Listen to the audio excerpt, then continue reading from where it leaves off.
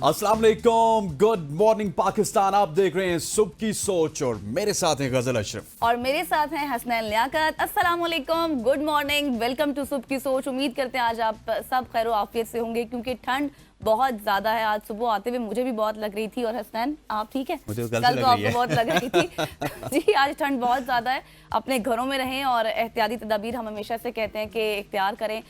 जरूर घूमने जाएं, बाहर जाएं, लेकिन मरी भी इस वक्त बहुत ज्यादा, वहाँ पे भी स्नोफॉलिंग हो रही है, तो एहतियात के साथ जाएं। आज बहुत कुछ है हमारे पास आपके साथ शेयर करने के लिए, बहुत मज़ेदार स्टोरीज भी हैं क्योंकि मारखोर के शिकार के लिए पाकिस्तानी तारीख की सबसे बड़ी बोली लग चुकी है। आपने ठंड का जिक्र करके ठंडे इलाके से ही बात स्टार्ट कर है ना?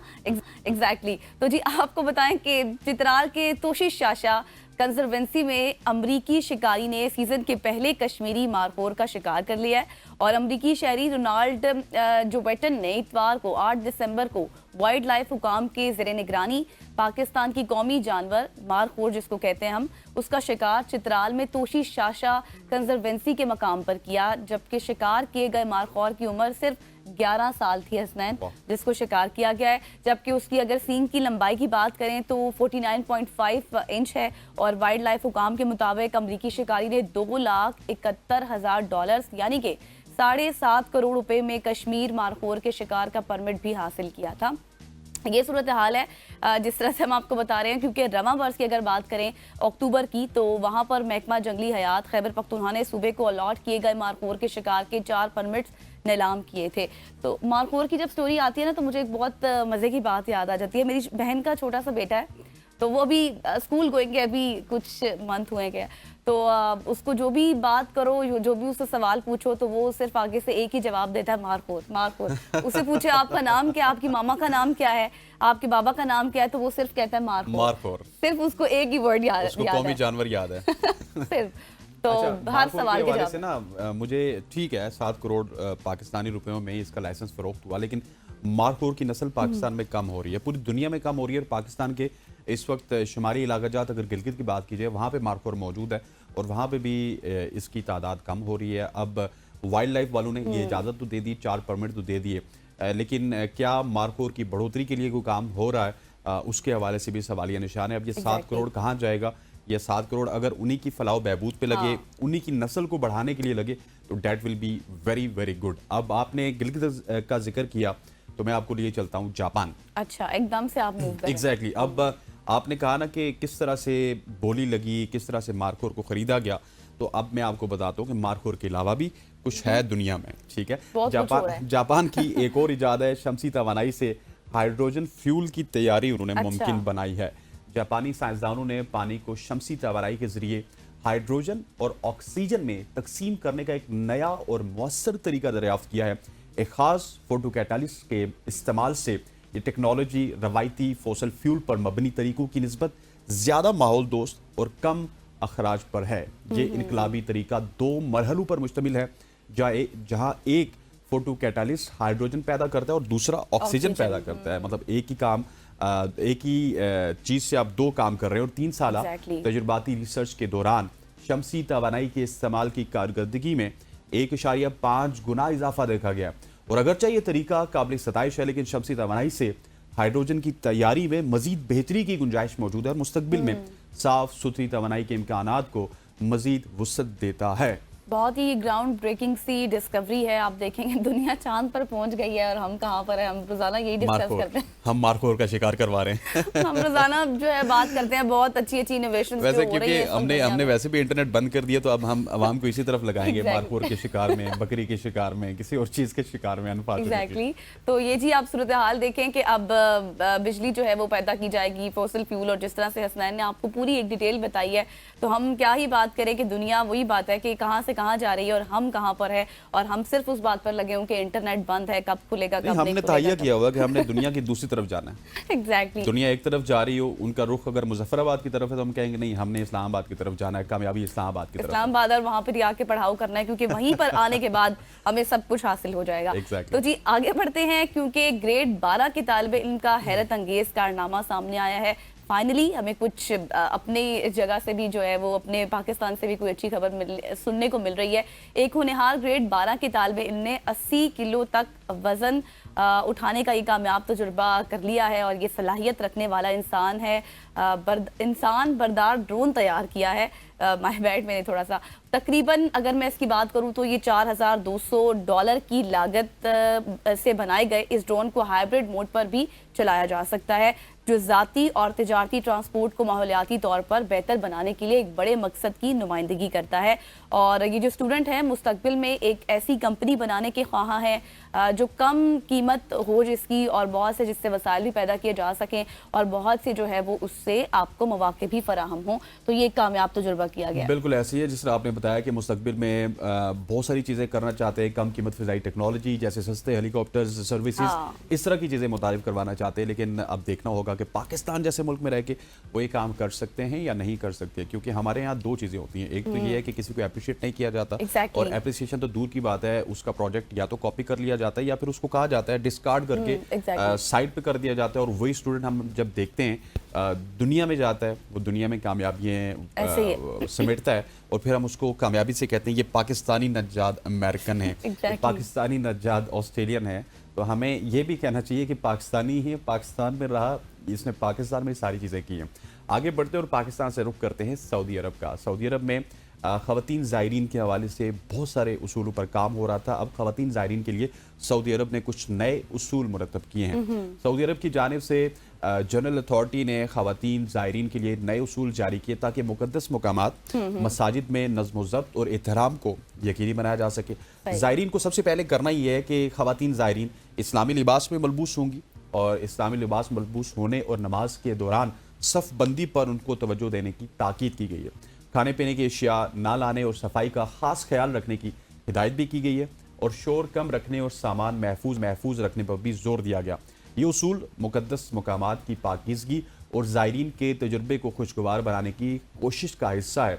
और अब आपने वैसे देखा होगा, ये जो शोर कम करने वाली से मुझे याद आ गया कि जहाँ पे भी ख़वातीन बैठती हैं किसी भी हॉल में, तो वहाँ पे चेमगोइयाँ ज़्यादा होती हैं, सरगोशियाँ ज़्यादा होती हैं। इसकी मेरा ख्याल है कि हमें भी अपनी ख़वातीन की तरबियत करनी चाहिए कि जब आप वहाँ पे जाती हैं उम्रा करने के लिए, हज करने के लिए, वो मुक़द्दस मकामात हैं, वहाँ पे शोर करने के लिए नहीं जाता। वहाँ पे जाके आपने इबादत करनी है। शोर करने के लिए आप अपने होटल में आके कर लें, वहाँ पे आप मीटिंग कर लें, लेकिन कम से कम मदीना में और मक्का में इस तरह का काम हरमैन की जो हुदूद है वहाँ पे बिल्कुल ना किया जाए। और दूसरी बात जो आपने एक बताई हसनैन की सफाई का खास ख्याल रखें। उम्मन हमने देखा है कि वैसे तो वहाँ पर इस मुकद्दस जगह पर हर वक्त ही सफाई हो रही होती है, लेकिन बात यह है कि जब आप लोग वहाँ जाते हैं तो मैंने खुद भी ये चीज़ देखी कि जब बहुत से लोग बैठे हुए हैं खाना खा रहे हैं तो वो अपना कचरा वहीं छोड़कर चले जाते हैं।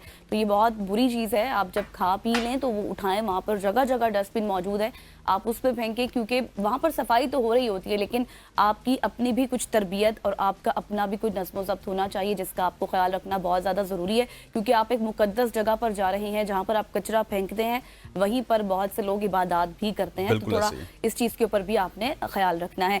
आगे बढ़ते हैं और बहुत ही ज़बरदस्त स्टोरी है जो आपके साथ शेयर करने वाले हैं। हसनैन, कभी आपने ये सुना है कि रोने से जो है आपकी आंखों की बिनाई जो है वो तेज़ हो जाए या फिर नज़र ज़्यादा हो जाए? ये पहले नहीं सुनता था, लेकिन जब से मैं मॉर्निंग शो में आई हूँ, ये जो हमारा इंफॉर्मेटिव सेगमेंट है इसमें मैंने बहुत कुछ सुना है और मुझे लगता है कि आप जो भी सुनाएंगे वो ठीक ही सुनाएंगे। ठीक ही सुनाओगे ना, तो फिर सुनिएगा, क्योंकि आंसुओं से तवानाई पैदा करने का ये इंकशाफ हुआ है।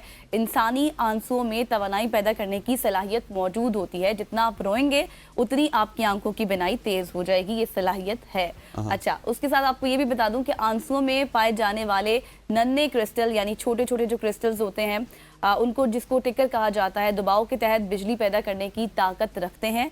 और ये रिसर्चर्स और जो आंसू से बिजली पैदा होगी, हाँ, रोना स्टार्ट कर ले, बिजली पैदा करें ताकि बिजली का बिल कम आए। हाँ, और साथ ही साथ आपको ये भी बता दें कि रिसर्चर्स का कहना है कि ये बायो इलेक्ट्रिक तवानाई मुस्तकबिल में काबिल तजदीद तवानाई के नए इम्कानात को रोशन कर सकती है। मुस्तकबिल में इसके इम्कानात ज़्यादा हो सकते हैं। अगरचा रिसर्चर ने इब्तदाई मराहिल में ये सारा काम जो है ये कहा है कि ये भी इब्तदाई मराहिल में है और इसके साथ साथ तवानाई पैदा करने के लिए इस्तेमाल करने के अनोखे इम्कानात को उजागर करती है ये जो भी प्रोसेस किया गया है। आने वाले वक्त में ये टेक्नोलॉजी हमारी रोज़मर्रा ज़िंदगी के लिए बिजली पैदा करने का एक नया ज़रिया भी बन सकती है, जो रिवायती तवानाई के ज़राए पर हमारा इन्हिसार कम कर सकती है। तो ये आप देखें कि किस तरह से बिजली पैदा की जा सकती है आंसू से। मेरा ख्याल है कि इसके लिए फिर एक हुकूमत को सेटअप लगाना पड़ेगा जहाँ पे पूरे पाकिस्तानी जाके रोएंगे और सबके आंसुओं को स्टोर किया जाएगा और उसके बाद उनको बिजली दी जाएगी। लेकिन उसमें भी मुझे लगता है कि जो ज़्यादा रोएगा उसको ये कहा जाएगा यार कि आपके इतने यूनिट नहीं बने, इतने यूनिट कम बने। लेकिन खैर ये अभी बहुत ही इनिशियल। अच्छा, मैंने आपको कहा ना कि बिनाई तेज होने का, तो ये भी मैंने एक जगह पढ़ा, उसमें भी यही लिखा हुआ था, बाकायदा ये रिसर्च की गई है कि बिनाई भी तेज होती है। तो मैं काफ़ी हैरान हुई कि शायद ये उसी से रिलेटेड होगा, लेकिन मुझे ये पढ़कर एक नई चीज़ सुनने को मिली कि अब तवानाई पैदा की जा सकती है। अच्छा, नाबीना अफराद के लिए फिर हम ये करते हैं वैसा आपके कल से एक सेगमेंट रखते हैं, उसमें हम रोया करेंगे ताकि जितने भी नाबीना अफराद हैं वो हमारा टीवी लगा के हमारे साथ रोएं, उनकी बिनाई। कल हमने देखा था ना कि एक बायोनिक आंख भी तैयार की जा रही थी उनके लिए। बिल्कुल ऐसी है जी। अब आगे बढ़ते हैं और आगे बढ़ते हुए आपको दुनिया के खतरनाक तरीन होटल की बात बताते हैं जो कि एक मुनफरिद मंजर पेश करता है। मैं बात कर रहा हूँ शमाली कैरोलिना के साहिल से 34 मील की दूरी पे वाक़ई ये फाइंग पेन टावर दुनिया का सबसे खतरनाक होटल कहलाता है। ये होटल आप बाय रोड नहीं जा सकते, यहाँ पे आप ट्रेन के जरिए नहीं जा सकते, आप यहाँ पे हेलीकॉप्टर के जरिए जा सकते हैं या फिर कश्ती के जरिए ये काबिल रसाई है। और इस होटल की खूबसूरत बात यह है कि शार्क से बड़े पानियों के दरमियान वाक़ है, हर तरफ आपको शार्क नजर आएंगे। और ये होटल एडवेंचर के शौकीन अफराद को सुकून और सनसनी का बेहतरीन इम्तजाज फराम करता है जहाँ पे बहुत सारी फैसिलिटीज़ हैं, स्नोकलिंग है, फिशिंग है और माहौल दोस्त गोल्फ जैसी सरगर्मियाँ शामिल हैं। और ये ना सिर्फ एक एडवेंचर है बल्कि होटल की बहाली में हिस्सा डालने का भी मौका है। मतलब ये बनाना भी कितना मुश्किल होगा, क्योंकि जगह जगह आसपास आपके इर्द गिर्द शार्क्स हैं और फिर उसके बाद आपने ये बनाया और इसकी एक्सेस भी सिर्फ हेलीकॉप्टर के जरिए ही मुमकिन है। तो बहुत सही जो पीसफुल लोग होते हैं, जो बिल्कुल अमन पसंद करते हैं, वो यहाँ जा सकते हैं और जाकर यहाँ पर सुकून हासिल कर सकते हैं। ऐसा ही है, बिल्कुल ऐसे। अब आगे बढ़ते हैं जी, दुनिया के अमीर तरीन शख्स की बात करते हैं, जो कि हम सब जानते हैं जब इस तरह की बात आती है अमीर तरीन शख्स की तो हमारे जहनों में नाम आता है बिल गेट्स का। तो उन बिल गेट्स की जिंदगी से सादगी का बेहतरीन जो है वो सबक मिलता है। दुनिया के अमीर तरीन अफराद में शामिल बिल गेट्स ने अपनी जिंदगी में बार बार ये साबित किया है कि असल दौलत दिखावे में नहीं बल्कि हकीकी कामयाबी और सादगी में छुपी हुई है। उनका ये कॉल के मकसद ये नहीं कि आप सिर्फ अमीर दिखाई दें बल्कि हकीकत में अमीर हों। उनकी अमली ज़िंदगी का अक्स है। बिल गेट्स की सादा ज़िंदगी की बात करें, जैसे अवामी मकामात पर कतार में खड़े होना या फिर गैर ज़रूरी दिखावा ना करना, इसके साथ साथ लोगों की मदद करना उनके मजबूत उसूलों की निशानदही करती है। और हकीकी कामयाबी मादी अशिया में नहीं बल्कि माशरती फलाह, हिकमत अमली और अपनी जिम्मेदारियों को बाखूबी निभाने में है, जैसे मैंने पहले भी कहा। और बिल गेट्स ने ना सिर्फ टेक्नोलॉजी की दुनिया में इनकलाब बर्पा किया बल्कि अपनी दौलत को इंसानियत की खिदमत के लिए वक्फ करके अपनी ज़िंदगी की असल मौनियत को जो है उजागर किया है और बताया कि असल मकसद जो ज़िंदगी का ही है दूसरों की मदद करना है। और उनका तर्ज ज़िंदगी हर उस शख्स के लिए मशअल राह है जो दौलत और सादगी के दरमियान एक बैलेंस कायम करना चाहता है। बिल्कुल ऐसी है। बिल गेट्स को हमें कॉपी करना चाहिए, लेकिन अनफॉर्चुनेटली हम उनको कॉपी करते हैं जिनके आगे पीछे प्रोटोकॉल की गाड़ियाँ होती हैं, 2-3-4 पुलिस वाले होते हैं, 2-3-4 मुलाजिम होते हैं। लेकिन बिल गेट्स की जो ज़िंदगी है यकीनी तौर पर उनको हम कॉपी कर सकते हैं। और हाल ही में हमने देखा है इंडिया में जब वो गए थे तो किसी ढाबे पे वो चाय पीते हुए नजर आए, किसी जगह पे वो खाना खाते हुए नजर आए। इसी तरह से वो अपने देश में भी ऐसी चीजें करते हैं, अपने मुल्क में भी ऐसी चीजें करते हैं। आगे बढ़ते हैं और आगे बढ़ते हुए आपको बताते हैं अब अच्छा, वैसे इस स्टोरी को शुरू करने से पहले अब जो है ना, मैं यही कहूंगी कि हमेशा से इस तरह की स्टोरीज आपके पास ही आती हैं जो मैच से रिलेटेड, जो टीम से रिलेटेड होती हैं। ये मेरी लक है, ये मेरी लक है। और मेरा ख्याल है कि शायद जुनून की हद तक मुझे क्रिकेट से प्यार है, इस वजह से भी ये आती हैं। इंग्लैंड की टीम ने एक शानदार संग मेल कायम किया है। टेस्ट क्रिकेट में 5 लाख रन मुकम्मल किए हैं इंग्लैंड की टीम ने। और अगर मैं इंग्लैंड की तारीख की बात करूं तो 147 साल से वो टेस्ट क्रिकेट खेल रहे हैं। पहला मैच उन्होंने खेला था 1877 में, ऑस्ट्रेलिया वर्सेस इंग्लैंड का पहला मैच ऑफिशिएट हुआ था जो कि मेलबर्न के ग्राउंड में हुआ था। लेकिन ऑस्ट्रेलियन टीम तो ये संग मील अबूर नहीं कर सकी, लेकिन इंग्लैंड की टीम ने 1082 मैचेस में ये संग मील अबूर किया, जहां पे उन्होंने 5 लाख रन मुकम्मल किए हैं। That is a quite big achievement. जबकि ऑस्ट्रेलिया और भारत इस फहरिस्त में बिलतरतीब दूसरे और तीसरे नंबर पर हैं। और इस टेस्ट मैच की बात की जाए तो इसमें एक कमाल बात यह भी है कि जो रूट ने भी 150 प्लस इनिंग्स खेलकर पर्सनल संग मील भी कायम किया। और जो रूट इस वक्त इंग्लैंड की टीम में मौजूद हैं, जो कि इंग्लैंड में सबसे ज़्यादा सेंचुरी बनाने वाले प्लेयर है। इससे पहले ये रिकॉर्ड साबिक इंग्लिश प्लेयर एलिस्टर कुक के पास होता था। सो इंग्लैंड की टीम 5 लाख रन मुकम्मल कर चुकी है। हमने 5 लाख कब मुकम्मल करने, वो स्टोरी तकरीबन सालों बाद होगी। Exactly, congratulations to England team, जिस तरह से आपने ये माइलस्टोन अचीव किया है, हम यही कह सकते हैं इस तरह बढ़ते चलें और दूसरी टीमों के लिए भी मिसाल है, स्पेशली हमारी टीम के लिए भी एक मिसाल है कि उनको कॉपी करें और आगे बढ़ें। तो जी आगे बढ़ते हैं और आपको लिए चलते हैं पहाड़ी इलाकों की तरफ, क्योंकि वहाँ पर एक बहुत ही आला इंसानियत की खिदमात हमारे सामने हैं। पहाड़ी इलाकों के डॉक्टर की बेमिसाल खिदमात हैं। पहाड़ी इलाकों की अगर हम बात करें तो वहाँ पर रहने वाले दर्जनों ख़ानदानों तक मेडिकल की सहूलियात उस तरह से मैसर नहीं आती जिस तरह से होनी चाहिए, या फिर हम शहरी इलाकों की बात करें तो वहाँ पर लोगों को मैसर होती हैं। तो अगर हम बात करें पहाड़ी इलाकों की तो वहाँ पर डॉक्टर जॉर्ज पुसारो शुमाली अर्जेंटीना के पहाड़ी इलाकों में रहने वाले दर्जनों ख़ानदानों तक मेडिकल सहूलियात पहुँचाने के लिए रोज़ाना गधे पर सफ़र करते हैं और दुश्वार गुजार रास्तों के बावजूद उन कम्युनिटीज़ की ज़िंदगी बेहतर बनाने के मिशन पर वो काम कर रहे हैं, जो उनकी अनथक मेहनत और इंसानियत के जज्बे की आला मिसाल है। मतलब इतनी ज़्यादा वहाँ पर सर्दी होती है, कितने चैलेंजेस होते हैं और उसके बाद फिर गधे के ऊपर सफ़र करके उन कम्युनिटीज़ तक जाना एक बहुत बड़ी बात है। बिल्कुल ऐसी ये स्टोरी शेयर करने का मकसद ये था कि पाकिस्तान में मैंने देखा है, क्योंकि मैं खुद भी एक ऐसे इलाके से हूँ जहाँ पे पहाड़ हैं, पहाड़ी सिलसिले हैं, तो हम तो फिर करीब रहते हैं। अगर कश्मीर दूर दराज के इलाकों की बात की जाए या गिलगित की बात की जाए, वहाँ पे पहाड़ी इलाकों में डॉक्टर्स तो जाते ही नहीं है, हालांकि उनको इंसेंटिव ज़्यादा मिलते हैं, जो उनकी सैलरी से ज़्यादा उनको इंसेंटिव देने की कोशिश करती है गवर्नमेंट, लेकिन वो ये चाहते हैं कि वो शहर में ही किसी अच्छे हॉस्पिटल में काम करें, दिन को जाएं, मज़े करें, रात को अपने प्राइवेट क्लिनिक में बैठे हैं, वहाँ पे पैसे कमाएं। ये अनफॉर्चुनेटली पाकिस्तान में हो रहा है, लेकिन आपको इस अर्जेंटीना के डॉक्टर से सीखना चाहिए कि किस तरह गधी के ऊपर सवार होके वो मरीजों को देखते हैं और उनका इलाज मुआवजा करते हैं। ख़वातीन उज़ात, आज की शॉर्ट स्टोरीज से इतना ही। यहाँ को चाहता है एक शॉर्ट सी कमर्शियल ब्रेक का ब्रेक लेते हैं, वापस आते हैं। स्टे विद अस।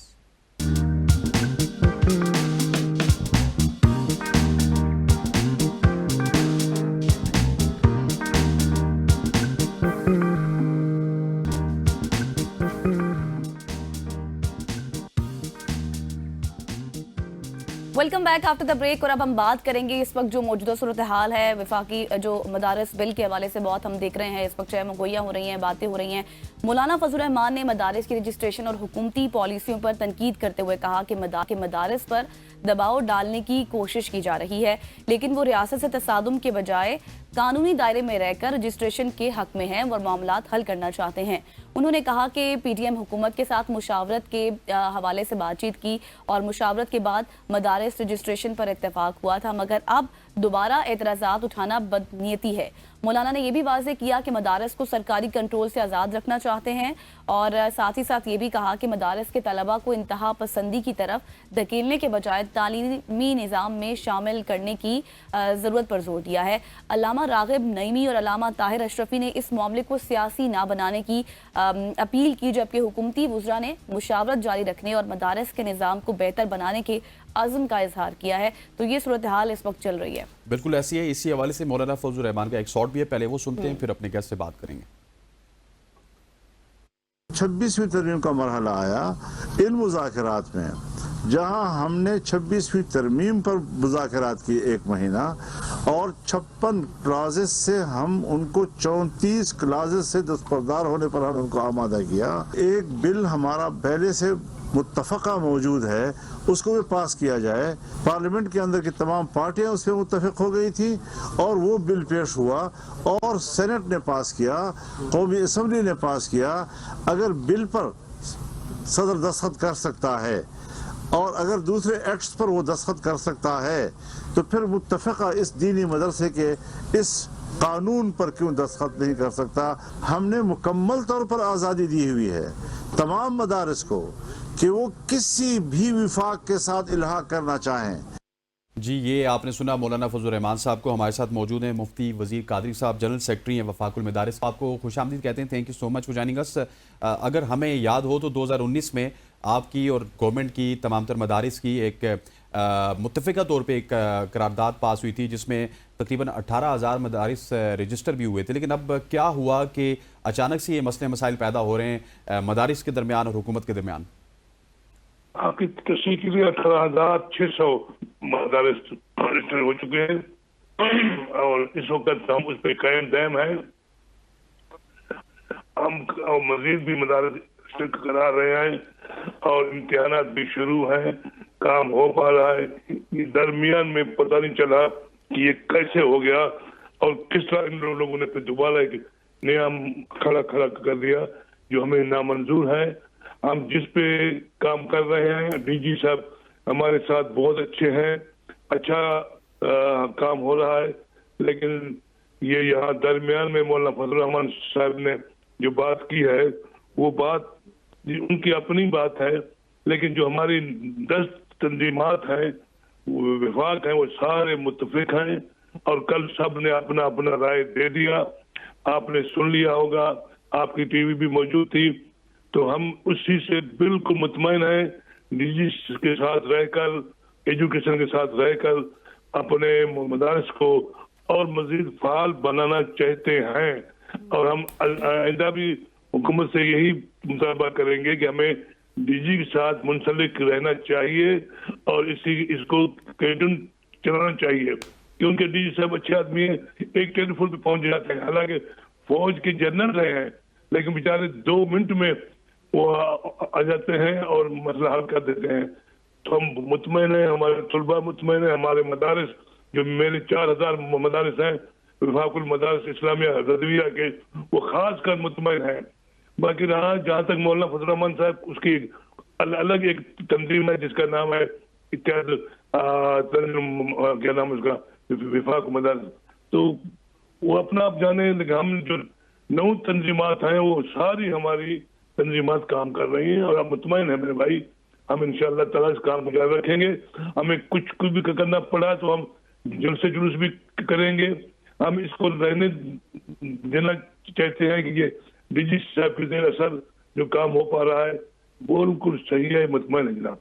अच्छा मुफ्ती साहब, अब जैसे आपने कहा कि आप मुतमईन हैं और जिस तरह आपने मौलाना की बात भी सुनी और आपने खुद भी फरमाया, लेकिन अब सवाल ये है कि अगर हम ये बात करें यक न शुद्ध दो शुद्ध, एक जमात पीटीआई के मसाइल तो थे ही, हुकूमत के साथ वो एहतजाज करती थी और करती आ रही है और अब सोच भी रही है, लेकिन अब दूसरी ने भी जो है वो इंदिया दे दिया है इधर आने का, इस्लामाबाद आने का, और कहा है कि इस तरह से एहतजाज करेंगे कि नानी याद आ जाएगी। असल मसला शुरू कहाँ से हुआ, ऐसा क्या है कि हुकूमत अभी तक इसको स्टडी कर रही है?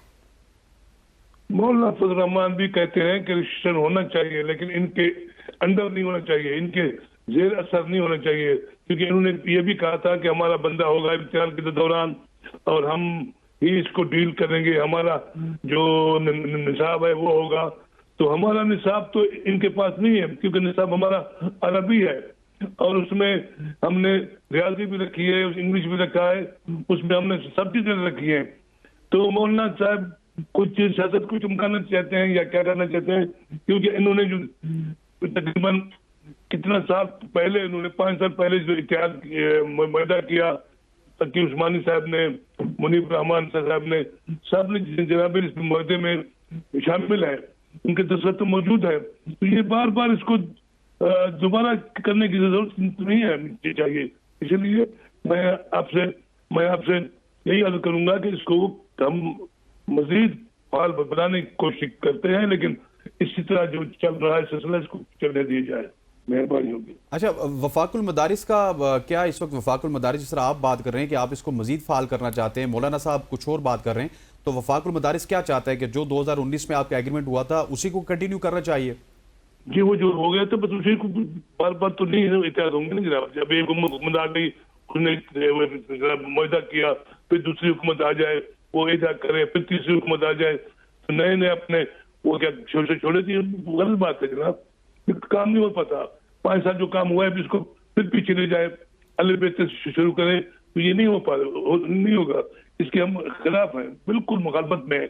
हम 9-10 तंजीमें जोर है इनसे, मौलाना के पास क्या है, सियासी अखाड़ा है और क्या है उसके पास, और तो कुछ नहीं है। जिन मसलों के पास मौलाना करते हैं वहाँ कोई इदारा नहीं है भाई, वहाँ सिर्फ मस्जिद है, बच्चे शहर के आके 15 बच्चे 20 पढ़ते हैं, बाकी कुछ भी नहीं है, इसलिए कि वहाँ कोई जा नहीं सकता, वहाँ तो खतरे हैं जाने के लिए, कोई जा नहीं सकता वो इलाके में। तो जिनके मौलाना साहब लिस्ट पेश कर रहे हैं वहाँ कोई तुलबा नहीं है, कोई मदरसा नहीं है, मस्जिदें हैं, नमाजी हैं, बच्चे शहर के पढ़े आते हैं, कोई मुसाफिर तुलबा नहीं है। हम जो बात कर रहे हैं वो मुसाफिर तुलबा की, जो बाहर से आए मुल्कों से या हमारे अंदरूनी पाकिस्तान से, किसी भी सूबे से हूँ, हम उनको पढ़ाते हैं, उनको डिग्रियां देते हैं, जिसको हमने मैट्रिक, FA, BA, MA तक की डिग्री के नाम दिए हुए।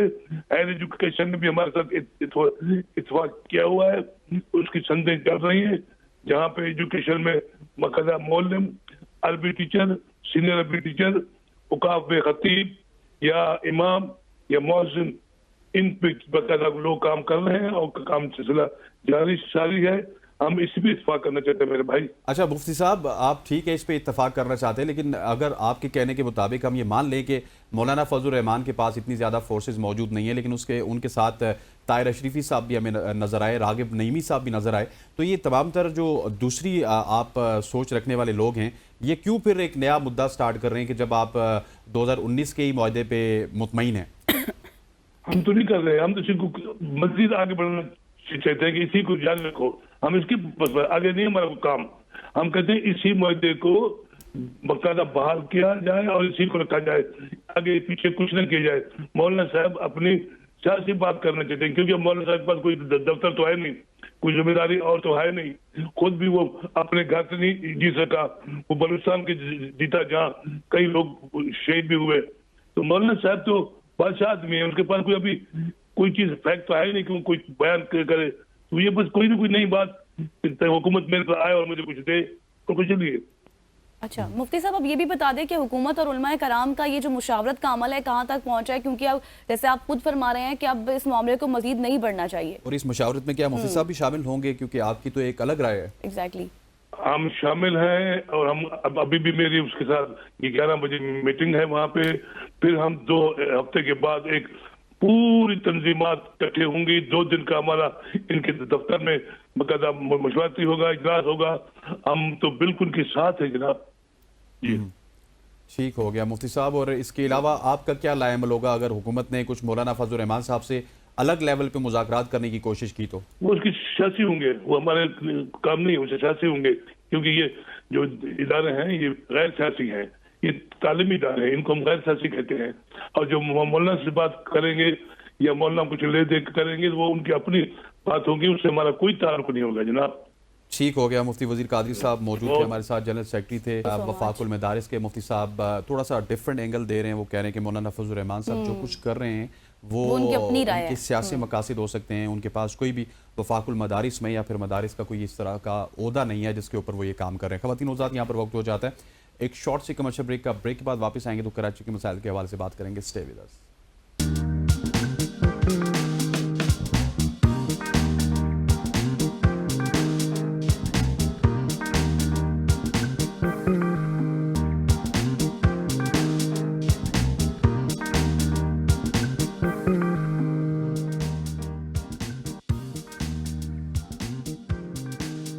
Welcome back to show. अब हम बात करेंगे कराची की, सिंध की, और सिंध के हवाले से जब भी बात की जाती है वहाँ पे काफ़ी लंबे अरसे से पाकिस्तान पीपल्स पार्टी की हुकूमत है, और सिर्फ सिंध की बात नहीं करते क्योंकि उसी हुकूमत के अंडर एक बहुत बड़ा शहर आता है पाकिस्तान का माशी हब कराची की। अगर बात करें तो वहाँ पे भी बहुत ज़्यादा मसाइल हैं, पानी के मसाइल हैं, सीवरेज के मसाइल हैं, खाने पीने के मसाइल हैं, बिजली के मसाइल हैं। इन तमाम तर मसाइल के ऊपर बात करेंगे। हमारे साथ मौजूद हैं अली राशिद साहब, तर्जुमान हैं सिंध हुकूमत के। अली राशिद साहब, thank you so much for joining अस।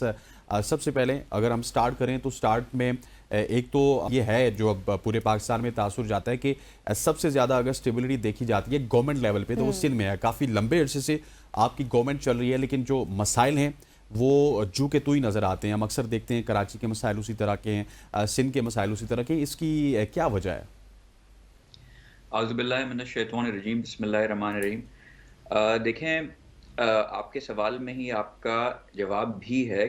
अब आप कह रहे हैं कि जितनी स्टेबल गवर्नमेंट और जितनी तसलसल से सीटें पीपल्स पार्टी ने सिंध हुकूमत बनाने में पिछले 15 सालों में बढ़ी हैं सीटें, वो पीपल्स पार्टी की हैं, तो उसकी भी कोई वजूहात होंगी। अगर वोटर्स हमारी तरफ आ रहे हैं, लोग हमें ज्वाइन कर रहे हैं और हमारी सीटें बढ़ती जा रही हैं, और एज सच सिंध में हमारी कोई ऑपोजिशन नहीं है। वो देखें, मैं एज सिंध हुकूमत का नुमाइंदा, मैं तो आपको एक लंबी फहरिस्त गिनवा दूंगा कि हमने क्या अच्छे काम किए। कोई तनकीद करने पे आएगा, किसी और पॉलिटिकल पार्टी का होगा तो वो कहीं ना कहीं कोई खामी निकालेगा, मगर असल बैरोमीटर या इसको जांचने का तरीका क्या होगा कि वाकई ही सिंध में, कराची में काम हो रहा है या नहीं हो रहा है, वो यहाँ की आवाम है, जो यहाँ लोग बसते हैं, जो रहते हैं गली कूचों में, मोहल्लों में, वो डिसाइड करते हैं कि वाकई उनको लगा कि बेहतरी आई या नहीं आई, और उनको लग रहा है कि बेहतरी आ रही है, वो इसलिए वोट भी दे रहे हैं, इसलिए पीपल्स पार्टी की सीटें भी बढ़ रही हैं, इसलिए पिछले 15 ईयर्स से सिंध हुकूमत भी बन रही है। मगर अब मैं आपको यहाँ भी करेक्ट करूंगा कि आप कह रहे हैं कोई काम नहीं हो रहा या हालात वैसे नहीं, बिल्कुल काम हो रहा है। अगर आप कराची शहर को देखें कुछ अरसे पहले, 2-3 साल पहले तक ही, तो हालात काफ़ी बुरे थे। जब MQM की जो मेयर थे वो छोड़ के गए थे, उसके बाद कचरा नहीं उठ रहा था, पानी के मसाइल थे, रोडें नहीं थी, इंफ्रास्ट्रक्चर नहीं था। आज आप देखें पिंक बसेस खवातीन के लिए भी चल रही हैं, लाल बसेस जो ट्रांसपोर्ट की हैं, ग्रीन लाइन वगैरह, वो सब चल रही हैं। कचरा भी उठ रहा है, सॉलिड वेस्ट का भी काम हो रहा है पूरे शहर में। आपको मैं बताऊं, कराची 13 से 14 इंतजामी डिफरेंट जगहों पे देखा जाता है, जिसमें कंटोनमेंट की लैंड भी आता है, फैसल कंटोनमेंट, क्लिफ्टन कंटोनमेंट, फिर DHA भी है, फिर रेलवेज का भी है जो फेडरल सब्जेक्ट है बिल्कुल, उसके अलावा KPT भी है, एक्सेट्रा। मगर जो कुछ हिस्सा कराची शहर का सिंध हुकूमत या KMC के अंडर आता है, वहाँ आप देखें बारिशें जो है, क्लाइमेट चेंज हो रहा है, बारिशें इतनी ज़्यादा हो रही हैं जो माजी में कभी नहीं हुई। मगर वो फ़र्क आपको दिखाई दे देता है, इसलिए आप डिफेंस DHA जो सबसे महंगा इलाका है पूरे पाकिस्तान का, कराची का जो DHA जिसको हम कहते हैं, मैं ये इसका विटनेस हूँ, इसलिए मैं खुद भी वहीं रहता हूँ। यहाँ जब बारिश हुई तो पूरे रास्ते क्लॉग हो गए, मतलब कि कोई पुरसाने हाल नहीं था। मगर कराची में कहीं और जो सिंध हुकूमत और KMC के अंडर जो चीज़ें आती हैं, वहाँ पानी भी क्लियर हो गया था। बाकी फिर हम अपनी मशीनरी लेके आए DHA में, इनको हेल्प की और हमने सारा उनको भी हेल्प आउट किया। उस पर कोई पॉलिटिकल पॉइंट स्कोरिंग नहीं की, शायद आपने ये बात सुनी भी नहीं हो, इसलिए ये कभी मंदरयाम पे हम लाए भी नहीं। हम तो चाहते हैं कि शहरियों को रिलीफ मिले और हम अच्छा काम करके दे सकें। अच्छा अली साहब, मसला ये ही है क्योंकि हमने बहुत से शहरियों से बात की है। अब आप जो बता रहे हैं बात ठीक है, वो अपनी जगह दुरुस्त होगी, लेकिन कराची के शहरी ही ये गिला शिकवा करते हुए नजर आते हैं कि हमारे पास बेसिक नेसेसिटीज नहीं है। कल शर्जीली नाम मेमन साहब बात कर रहे थे ट्रेन चलाने के हवाले से, लेकिन दूसरी तरफ हम देखते हैं तो शहरी कहते हैं हमें पानी का मसला है, अस्पतालों में मसाइल हैं, खवातीन को ज़िंदगी के हवाले से बहुत से मसाइल हैं। एक तरफ तो ये है, और फिर शहरी ये भी कहते हैं कि लग्जरी चीज़ों के ऊपर काम किया जा रहा है, लेकिन हमारी जो बेसिक नेसेसिटीज हैं उस पर काम नहीं हो रहा। देखिए मैं आपको बताऊं बेसिक नेसेसिटीज क्या हैं। पानी, ठीक है, पानी पे इससे बड़ा पानी की सूरत हाल आइडियल नहीं है कराची में, इसलिए कि कुछ वफाक और बाकी भी दीगर मामलात हैं। मगर जो पानी ऑलरेडी है, हमने we've made sure hydrant mafia के खिलाफ सबसे बड़ा ऑपरेशन हमारे मेयर ने किया है, वाटर बोर्ड ने किया है, एंड अब पानी के हालात और मामलात थोड़े बेहतर हैं पहले से। देखिए बेहतरी की गुंजाइश हर जगह होती है और हम नहीं कह रहे कि सिचुएशन आइडियल है और बिल्कुल परफेक्ट है, अभी और बहुत मेहनत करनी है, काम करना है, मगर हम कर रहे हैं। दूसरी चीज आप आ जाए बेसिक नेसेसिटीज में, क्या होती है? ट्रांसपोर्ट, ठीक है। वो ट्रांसपोर्ट एयर कंडीशन बसेस लोगों को मिली जहाँ लोग जा सकें, आ सकें, रूट हैं और इतने सस्ते में। फिर खवातीन, जो एक आपको पता है हैरेसमेंट भी होती थी, कुछ हमारी माशरा ऐसा है, ये है कंजर्वेटिव लोग होते हैं, हमने अलग बसेस बनाई खवातीन के लिए, उनको एम्पावर किया कि भाई आपको अगर कोई दिक्कत है, कोई प्रॉब्लम है, कोई इशू आता है एक ऐसी बस में ट्रैवल करने में जहां दोनों मर्द और खवातीन एक साथ ट्रैवल करती हैं, तो उनकी बसेस भी अलग हमने बनाई। फिर आप आ जाएं बेसिक इंफ्रास्ट्रक्चर, जितने मेगा प्रोजेक्ट्स अभी सिंध हुकूमत ने कराची में अनाउंस किए वो कहीं नहीं किए। अब आप आ जाएं सेहत की सहूलत, आप हॉस्पिटल्स की बात करें, ये एक इंटरनेशनल सर्वे हुआ है और उन्होंने कहा है कि सिंध हुकूमत और सिंध प्रोविंस की जो फैसिलिटीज़ हैं हेल्थ की, वो पूरे किसी और सूबे में नहीं है पाकिस्तान में। पूरे पाकिस्तान से लोग आते हैं अपना इलाज करवाने गम्बट, हज़ारों लिवर ट्रांसप्लांट हो चुके हैं वहाँ गम्बट में। आप यहाँ NICVD cyber knife, free cancer का इलाज आपको जदीद तरीन मिल रहा है, वो भी फ्री ऑफ कॉस्ट। तो ये सब चीज़ें हैं। देखें अच्छे बुरे लोग हर जगह होते हैं और मुझे नहीं पता आपने किन शहरियों से बात की, आई एम श्योर कोई होंगे, उनके कुछ गिले शिकवे होंगे, मगर इन गिले शिकवों को सिर्फ मेहनत और काम से दूर किया जा सकता है। उसमें हम कोशिश हैं और हम काम कर रहे हैं इंशाल्लाह। ठीक है अली राशिद साहब, हमारे पास कुछ एक शॉट भी है हाफिज़ नईम साहब का, जो कि जिनका ताल्लुक भी कराची से है और उनका एक बड़ा कॉन्टेस्ट भी हुआ था हाल ही में, लेकिन वो मेयर नहीं बन सकते। ज़रा उनको पहले सुन लेते हैं, फिर उसके बाद आपसे सवाल करते हैं। पाकिस्तान की जो पार्लियामेंट्स बनती हैं ये पाकिस्तान के आम आवाम की रिप्रेजेंटेटिव नहीं होती, ये सोच भी नहीं सकते कि आम लोगों का मसला क्या है, बिजली का मसला क्या है, पानी का मसला क्या है। पाकिस्तान में भी जमहूरी आज़ादियाँ होनी चाहिए, आइन की बालादस्ती होनी चाहिए और आइन के मुताबिक तमाम इदारों को और तमाम हुकूमतों को काम करना चाहिए। बड़ी बड़ी ताकतों ने यहाँ पर अपना खेल खेला और नुकसान शाम के आवाम का हुआ। आज शाम के आवाम है कि जिनको हक़ मिलना चाहिए। अब ये इस हुकूमत की ज़िम्मेदारी भी है और उन्होंने अपना पहला जेस्चर बहुत अच्छा दिया है आम माफ़ी का ऐलान करके, और मैं समझता हूँ कि इसके नतीजे में एक सॉफ्ट कॉर्नर पूरी दुनिया में उनके लिए पैदा हुआ है। लिहाजा अमन की इन तमाम कोशिशों को जमात इस्लामी सपोर्ट करती है। नईम साहब के बाद में तो वो हमारा शाम वाला शॉट चल गया, लेकिन अब जब इनकी प्रेस कॉन्फ्रेंस जब भी सुनते हैं अली राशिद साहब, टू बी ऑनेस्ट स्पीकिंग ना, हमें पता चलता है कि तमाम तर मसाइल इस वक्त कराची में ही हैं। कराची के मसाइल की बात करें, कि इलेक्ट्रिक की बात करें, पानी के मसाइल की बात करें, बिजली के मसाइल की बात करें, क्या वजह है? क्या आप लोग फिर जिस तरह आप कह रहे हैं कि आप काम भी कर रहे हैं, तो आपकी प्रेजेंटेशन वीक है कि या अपोजिशन की बातें ज़्यादा सुनी जाती हैं, क्या वजह है? नहीं देखिए, मैं ये तो पहले पाकिस्तान की बात भी नहीं कर रहे थे, ये तो सीरिया की बात भी कर रहे थे। एग्जैक्टली। तो शाम पे बात कर रहे थे और उसकी बात कर रहे थे। आई डोंट थिंक वो पाकिस्तान की बात भी कर रहे थे कि मैं उनका जवाब दूं। और उन्होंने शायद सिर्फ एक लाइन उनकी थी कि पार्लियामेंट जो होती है वो नुमाइंदे, जो ये पार्लियामेंट है ये नुमाइंदा नहीं है पाकिस्तान में। I am not sure Syria की अगर पाकिस्तान की बात कर रहे थे तो मैं कह रहा हूँ जो आदमी जिंदगी में पार्लियामेंट में खुद नहीं गया हो उसको क्या पता होगा कि पार्लियामेंट में क्या होता है क्या नहीं होता। मैं एमपीए भी रह चुका हूँ, एमएनए भी रह चुका हूँ, तो पार्लियामेंट में जो चीज़ें होती हैं मैं मेरे ख्याल से मुझसे बेहतर कोई नहीं जानता होगा, और आवाम की नुमाइंदगी ही होती है वहाँ। और दूसरी चीज़ इन्होंने जो अब मैं देखें वो तो उनका काम है तनकीद करना और वो करेंगे तनकीद, जबकि ये बयान जो आपने सुना है हम पे तनकीद नहीं कर रहे थे। मगर बहरहाल अगर मैं फॉर इंस्टेंस हाइपोथेटिकली मान भी लूँ ये हमारी बात कर रहे हैं या ये कर रहे हैं, तो मैं कहते देखिए वो तो एक ऑपोजिशन के वो हैं, वो तो अभी मेरे ख्याल से मेयर नहीं बन सके, जहनी तौर पे वो अपने आप को मेयर समझने लगे थे, वो अभी तक उस सदमे से बाहर नहीं आ सके हैं कि वो मेयर नहीं बन सके और पीपल्स पार्टी का मेयर आ गया। तो वो उनसे बातें ही एक्सपेक्टेड है। अवाम अगेन मैं आपसे कहूँगा कि अगर गिने चुने किसी लोगों से आपने इंटरव्यू भी कर लिया तो हो सकता है उनकी कुछ शिकायतें हों, मगर मेजॉरिटी अवाम पीपल्स पार्टी के साथ है, पीपल्स पार्टी को वोट देती है। इसलिए आपने देखा तसलसल से नॉट ओनली एमपी एमएनएस की सीट, नॉट ओनली कंटोनमेंट की सीट्स और बल्दियाती भी सीट्स, ऐसा कोई इलेक्शन नहीं है जिसमें पीपल्स पार्टी ग्रास रूट से लेके कंटोनमेंट से लेके बल्दियात से लेके एमपीए से लेके एमएनए से लेके सीटें नहीं जीती हो।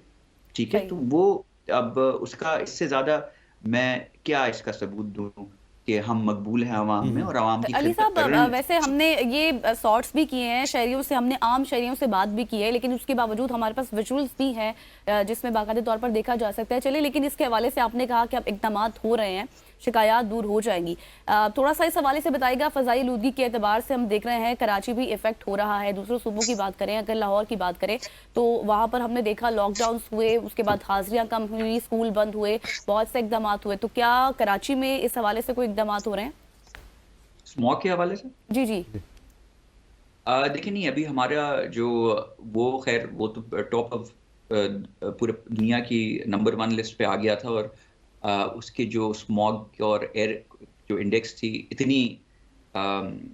इतनी ख़राब हो चुकी थी कि प्रिकॉशनरी मेजर्स वहाँ लेने पड़े। मगर अल्हम्दुलिल्लाह कराची में वो सिचुएशन आई नहीं है अभी तक कि लॉकडाउन होना पड़े और इस किस्म के कोई इकदाम हमें लेने पड़े, मगर हम उसको मॉनिटर कर रहे हैं और अगर ऐसा कुछ हुआ तो इंशाल्लाह फिर हम उस पर अपना जो भी एक्शन है और बनाएंगे।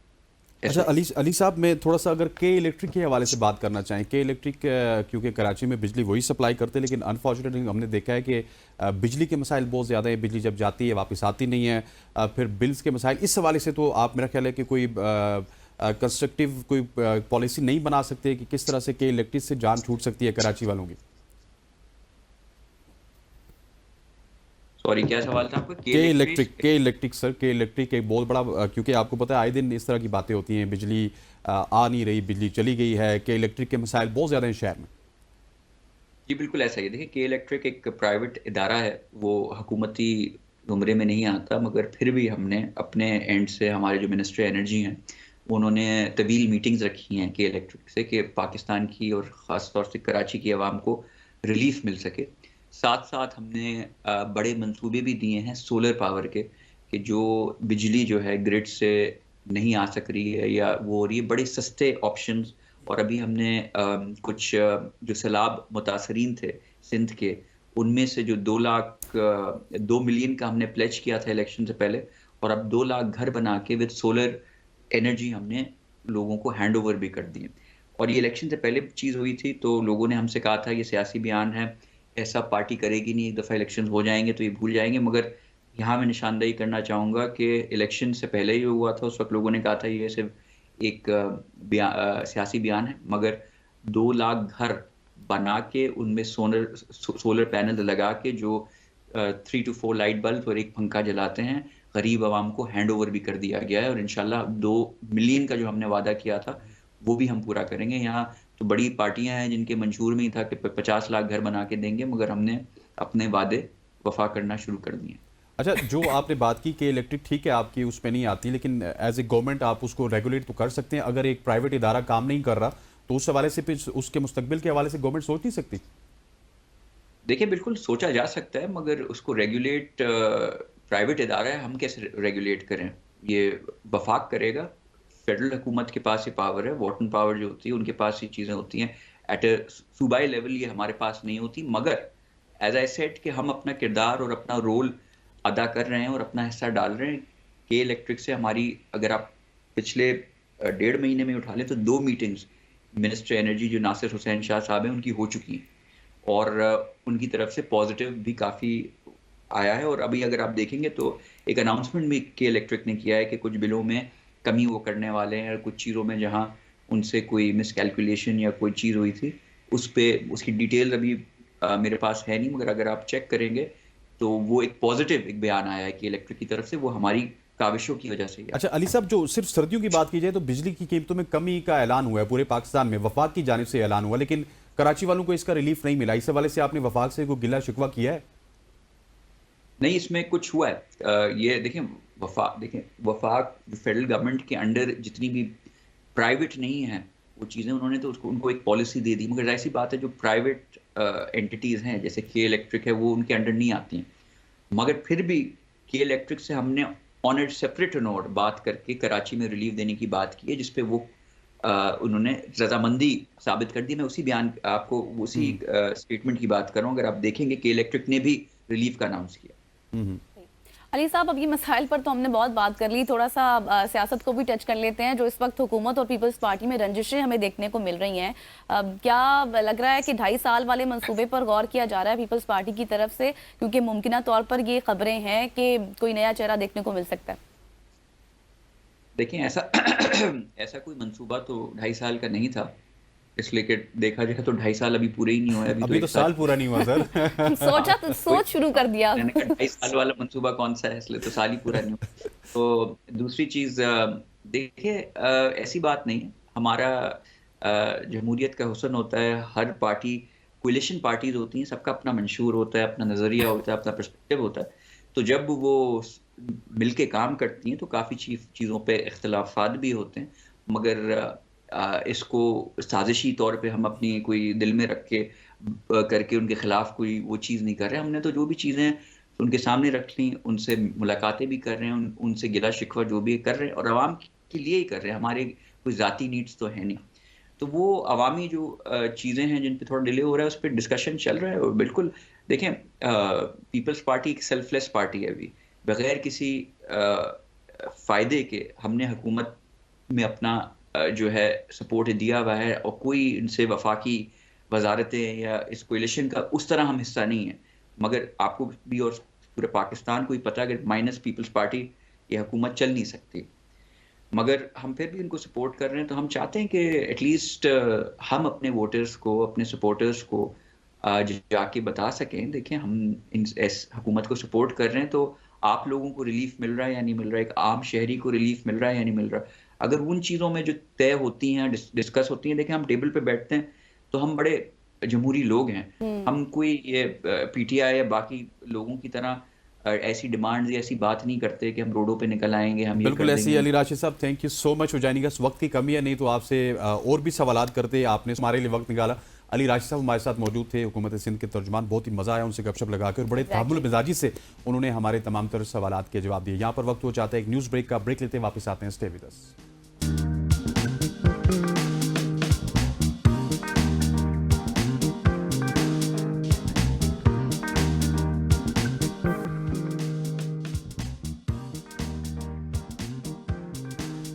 Welcome back after the break. और अब वो सेगमेंट है जो कि हसनैन का बहुत ही फेवरेट है और हम सबका भी है, लेकिन हसनैन की एक्सपर्टीज ज्यादा है इसलिए टैग लगा दें तो जी आज हम बात करेंगे पाकिस्तान और साउथ अफ्रीका के दरमियान पहला T20 आज होगा।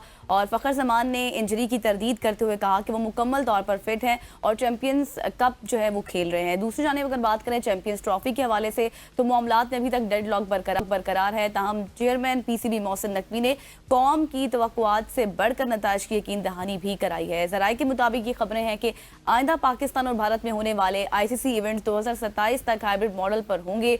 और वज़ीर-ए-आज़म शहबाज शरीफ ने चैंपियंस ट्रॉफी के मामले पर मोहसिन नकवी को मुकम्मल एतमाद भी उनके ऊपर जाहिर किया है। लेकिन अगर हम देखें कि भारत के हवाले से बात करें तो जिस तरह भारत अब बिल्कुल एक्सपोज हो चुका है और बिल्कुल डेडलॉक बरकरार है, पाकिस्तान अपने मौक़िफ़ पर कायम है। एक फ्रस्ट्रेशन सी बहुत ज़्यादा है क्योंकि दूसरे बोर्ड्स ने भी जिस तरह से बातें हो रही हैं, मैच से पहले ही मैच का मजा किरकिरा हो रहा है। बिल्कुल ऐसी है, बिल्कुल ऐसी है। आज इन तमाम तरह इशूज़ पे बात करने के लिए हमारे साथ मौजूद होंगे सीनियर स्पोर्ट अतीउर जमान साहब। पहले प्रिसाइसली हम साउथ अफ्रीका के दौरे की बात करते हैं, उसके बाद चैंपियंस ट्रॉफी और फिर फ़खर जमान के मामले के ऊपर बात करेंगे।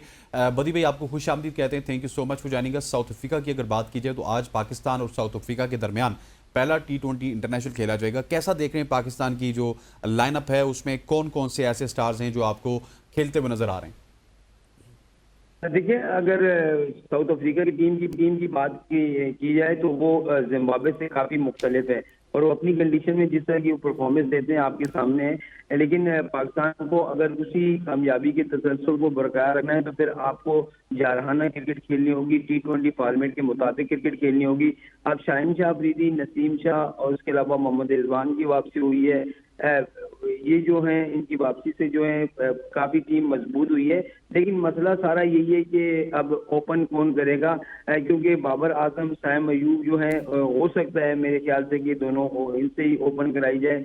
और जिस तरह की पाकिस्तान की टीम है, आपके पास RS की शक्ल में बहुत जबरदस्त फास्ट बॉलर जो बड़ी अच्छी परफॉर्मेंस जो है ऑस्ट्रेलिया में भी, जिम्बाब्वे में भी दी, फिर नसीम शाह हैं, शाहिन शाह अफरीदी हैं, वैसी ही कंडीशन वहाँ मिलेंगी। वहाँ जिम्बाब्वे जैसी कंडीशन नहीं होगी। वहाँ पर सेमिंग ट्रैक है, गेंद जो है बाउंसी ट्रैक होता है और वहाँ गेंद ऊपर आती है, उसके अलावा रिवर्स स्विंग भी होती है। तो वहाँ पर हमारे फास्ट बॉलर को जो है वो अहम किरदार अदा करना होगा, खासतौर पर शाहिन शाह अफरीदी और नसीम शाह। इन पे ऊपर काफी अच्छे से बातें हो रही हैं कि इनकी वो वाली परफॉर्मेंस नहीं है, इनकी जो स्पीड है वो काफी कम हो चुकी है, तो इनको अपनी परफॉर्मेंस दिखाना होगी। दूसरी जानिब जो अगर बाबर आजम की बात करें तो बाबर आजम मुसलसल नाकाम है, तो बाबर आजम के लिए ये सीरीज जो है बहुत ज्यादा अहमियत की हामिल है। अभी तो ये भी खबरें गर्दिश कर रही है कि बाबर आजम अगर व्हाइट बॉल में इस तरह की परफॉर्मेंस रही तो हो सकता है इनको व्हाइट बॉल की टीम से ही बाहर कर दिया जाए।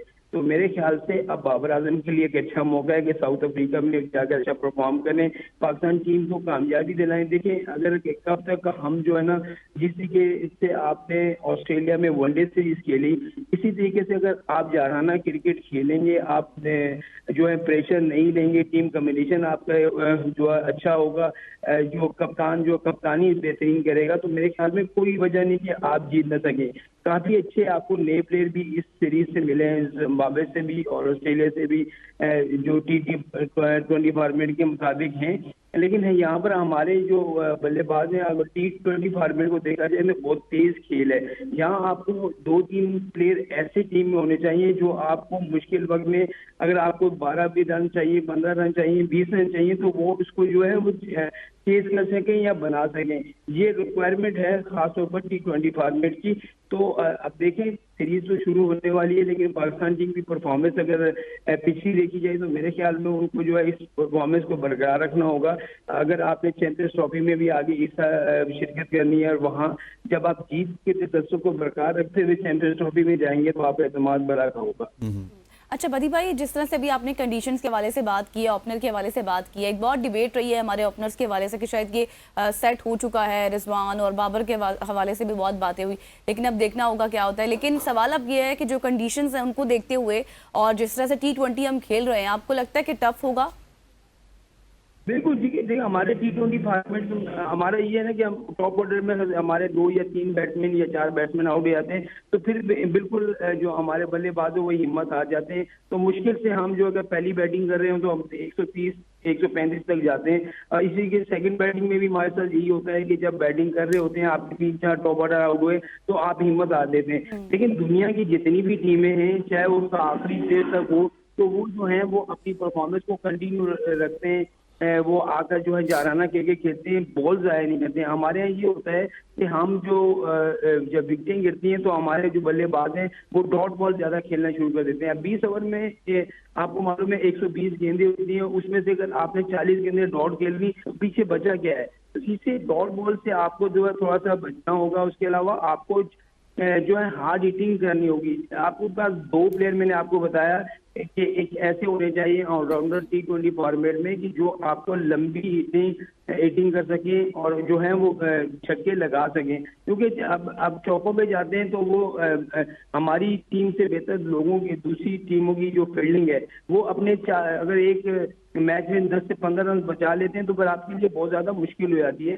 तो यहाँ पर परफॉर्मेंस बाबर आजम की जो मैं बात कर रहा हूँ, तो बाबर आजम भी जो है वो जाहिर है वो जिस तरह का बैट्समैन है वो ग्राउंड शॉट ही ज्यादातर खेलते हैं, जब मौका मिले तो उनका छक्का लगता है। लेकिन रिजवान काफी अच्छे से, जब भी हमारे यहाँ कप्तानी का बड़ा एक मसला है, जब भी हम कप्तान किसी को जो फॉर्म में होता है उसको बनाते हैं तो अपनी परफॉर्मेंस भूल जाता है। तो मोहम्मद रिजवान की भी यही बात है कि वो अपनी फॉर्म को खो बैठे, उनसे बैटिंग नहीं हो रही। सलमान अली आगा को आपने कप्तान बनाया, वो उनसे बैटिंग नहीं हो रही। तो यहाँ आपको प्रेशर लिए बगैर खेलना होगा, तभी आपको कामयाबी मिलेगी। बदी भाई, आपने बाबर आजम के हवाले से बात की थी और पिछले सवाल के जवाब में आपने कहा था कि उनको वाइट बॉल क्रिकेट से ड्रॉप करने का सोच रहे हैं। वैसे तो बहुत ज़्यादा चहमुगइयाँ हो रही हैं कि जब से बाबर आजम वापस आए तो पाकिस्तान टीम में जब वो होते हैं, पाकिस्तान टीम उस तरह परफॉर्म नहीं करती, मैच का रिजल्ट पाकिस्तान के हक में नहीं आता। लेकिन प्रिसाइसली स्पीकिंग वाइट बॉल में तो चाहे वो 2025 के लिए हमारी प्रायोरिटीज़ में होंगे, लेकिन रेड बॉल क्रिकेट में भी बाबर आजम की कोई कारकर्दगी इतनी ज़्यादा अच्छी नहीं है। वहाँ पे तो पै दर पै फेल हो रहे हैं। सो रेड बॉल क्रिकेट और वाइट बॉल क्रिकेट सब जगहों पे फेलियर की वजह क्या लगती है आपकी बाबर आजम? ये बाबर आजम होता ये देखिए, एक बैट्समैन पे एक बल्लेबाज पे आप जब बहुत ज्यादा इस्तेमाल करने लगते हैं, बहुत ज्यादा उस पे जो है आप उम्मीदें मान लेते हैं, तो फिर वो उस अगर मैं ऑनेस्ट बात करूं तो आप पीछे जितनी भी आपकी क्रिकेट हुई है, वनडे, टेस्ट और T20, अगर बाबर परफॉर्म कर रहा है तो उसके साथ किसी और ने परफॉर्म नहीं किया है। उसकी कप्तानी के साथ भी जो 3 साल उसने कप्तानी की है उसमें यही हुआ है कि जब उसने परफॉर्म किया तो दूसरे लड़कों ने परफॉर्म नहीं किया। देखिए, एक प्लेयर जो है वो आपको मैच नहीं जिता सकता, आपको 4-5 प्लेयर मिलकर ही मैच जिताते हैं, चाहे वो बॉलिंग में पार्टनरशिप बने या बैटिंग में पार्टनरशिप बने। तो हमारे यहाँ ये होता है कि अगर बाबर आजम 60-70 रन करता है और दूसरे प्लेयर साथ में आउट हो जाते हैं तो फिर बाबर आजम की परफॉर्मेंस पे यकीनी तौर पर जो है असर पड़ेगा। तो मुसलसल आप देखें ना, 18 से 20 इनिंग्स वो अगर पिछली लगाई जाए, टेस्ट से लेकर फिर वनडे फिर T20 की इनिंग्स को लगाया जाए तो बाबर आजम से कोई बड़ी इनिंग्स खेली ही नहीं गई। तो ये चीजें हैं, बाबर आजम को सोचना पड़ेगा, क्योंकि जितने उनके फैंस थे बाबर आजम से ये तवक्को करते थे बाबर आजम रन करेगा तो पाकिस्तान के रन इतने होंगे, पाकिस्तान मैच जीतेगा, लेकिन बाबर से कोई परफॉर्मेंस ही नहीं हो रही। तो इस तरह की परफॉर्मेंस अगर आप देंगे तो यकीनी तौर पर फिर आप पर बातें भी होगी, तनकीद भी होगी, और फिर जब हम बोलेंगे या फिर फैंस बोलेंगे तो फिर बुरा भी लगता है कि यार एक दुनिया का नंबर 1 बैट्समैन भी रह चुका, 3 फॉर्मेट 1 रह चुका, और इस तरह की उसकी परफॉर्मेंस जो है लोग तवक्को नहीं कर रहे हैं। देखिए, हम अगर दीगर टीमों की बात करें तो उनके कोई ना कोई ऐसा प्ले होता है जो 1-2 मैच में अगर फेल हुआ तो अगले मैच में वो रन कर देता है। हमारे यहाँ मैच जीतने से बड़ी बात हमारे यहाँ की टीम में इन हो जाए किसी तरीके से। हमारे जितने नए प्लेयर हैं ना, उनमें भी ये नहीं है कि आपने जाराना क्रिकेट खेलकर टीम को जिताना है। हमारे यहाँ ये है कि 50 रन कर लूँ, अगले मैच में जगह पड़ती है, उसके बाद देखेंगे क्या होता है। ये चीजें हमने जो है खत्म कर दी। अच्छा बदी भाई, अब इस मैच पर हमने बहुत बात कर ली, अब थोड़ा सा टच कर लेते हैं चैंपियंस ट्रॉफी को भी। क्या हो रहा है? हाँ ना हाँ हो रही है, भारत मुकम्मल तौर पर फंसा हुआ नजर आ रहा है। जहाँ तक आपकी चैंपियंस ट्रॉफी की बात है, तो मेरे ख्याल में 8 से 10 प्रोग्राम हुसैन भाई भी कर चुके हैं चैंपियंस ट्रॉफी पे। हम भी सारा दिन जो है नई नई अपडेट निकाल कर जो है वो खबरों में दे रहे होते हैं कि आज ये होने वाला है। भारतीय मीडिया जो है वो अपनी खबरें दे रहा होता है, हम लोग अपनी खबरें दे रहे होते हैं। तो असल में ये है कि आईसीसी इतना मजबूर है, इतने उसके हाथ पांव बंधे हुए कि वो बीसीसीआई के सामने बोल ही नहीं पाता। जो वो कहते हैं वही करते हैं। और अब तो आपको मालूम है कि जय शाह ने भी कुर्सी संभाल ली है, अब तो ज्यादा उनकी जो है वो ताकत हो गई है आईसीसी में। तो मेरे ख्याल में अगर भारतीय टीम जो है वो जो फार्मूला पाकिस्तान ने दिया था उसको अभी तक तहरीरी तौर पर नहीं मान रही, वो तहरीरी तौर पर लिख के देना नहीं चाह रही, क्योंकि मालूम है कि आगे जाके बहुत सारी प्रॉब्लम हो जाती है। वो जबानी तो कह रहे हैं ठीक है जी हम आपकी बातों पे हैं, लेकिन जबानी आपको मालूम है कि भारत ने फिर मुकर जाना है, इसीलिए तो वो रिटर्न नहीं दे रहे। रिटर्न अभी तक उन्होंने नहीं दिया। और पाकिस्तान क्रिकेट बोर्ड चाहता है कि आईसीसी बीसीसीआई से तहरीरी जवाब लेकर हमें जो है बताए कि ये वही तहरीरी है। और उसमें देखिए तहरीरी तौर पर ये होगा कि जब वो तहरीरी तौर पर जमानत देंगे तो उसमें 2-3 जो हम कहते हैं ना गवाह, जवाब के तौर पर भी 2-3 बोर्ड होंगे कि भाई हाँ इन्होंने ये कहा था, तो उससे आप मुकर नहीं सकते। जबानी तो अगर कुछ भी कह दिया जाए, बोले भाई हमें तो बोला ही नहीं था, हम तो ऐसे ही बोल रहे थे। तो ये चीजें आपको खत्म करनी पड़ेंगी, आपको तहरीरी जवाब देना पड़ेगा, जब ये होगा। लेकिन अगर ऑनेस्ट बात करें तो पाकिस्तान भारतीय टीम अगर पाकिस्तान नहीं आती और भारतीय टीम अगर चैंपियंस ट्रॉफी नहीं खेलती या पाकिस्तान और भारत के मैच नहीं होते तो इस क्रिकेट का मजा जो है वो वाला नहीं रहता जो वैसे होता है। अब ब्रॉडकास्टर को देखने, ब्रॉडकास्टर ने अपनी मीटिंग बुलाई, उसके बाद उन्होंने पहले से प्रोमो जारी कर दिया, एक मुमकिन शेड्यूल भी उन्होंने जारी कर दिया कि ये शेड्यूल हो सकता है। लेकिन आईसीसी अभी तक मुकम्मल खामोश है, क्योंकि ना ही भारतीय क्रिकेट बोर्ड ने उनको जवाब दिया है, ना ही उनकी हुकूमत उनको ज्यादा दे रही है। एक सवाल इस तरह का भी पैदा हो रहा है, बहुत सारे क्रिकेट के जर्नलिस्ट भी और साबिक क्रिकेटर्स ये सवालात खड़े कर रहे हैं कि क्या अब चैंपियंस ट्रॉफी मुलतवी होने जा रही है, चैंपियंस ट्रॉफी सिरे से कैंसिल होने जा रही है। इस हवाले से आपकी खबरें क्या कह रही हैं? बिल्कुल आप ठीक कह रहे हैं। देखिए एक पहले एक खबर आई थी कि जो इंडियन क्रिकेट बोर्ड है वो चाहता है कि चैंपियंस ट्रॉफी जो है वो साउथ अफ्रीका में हो।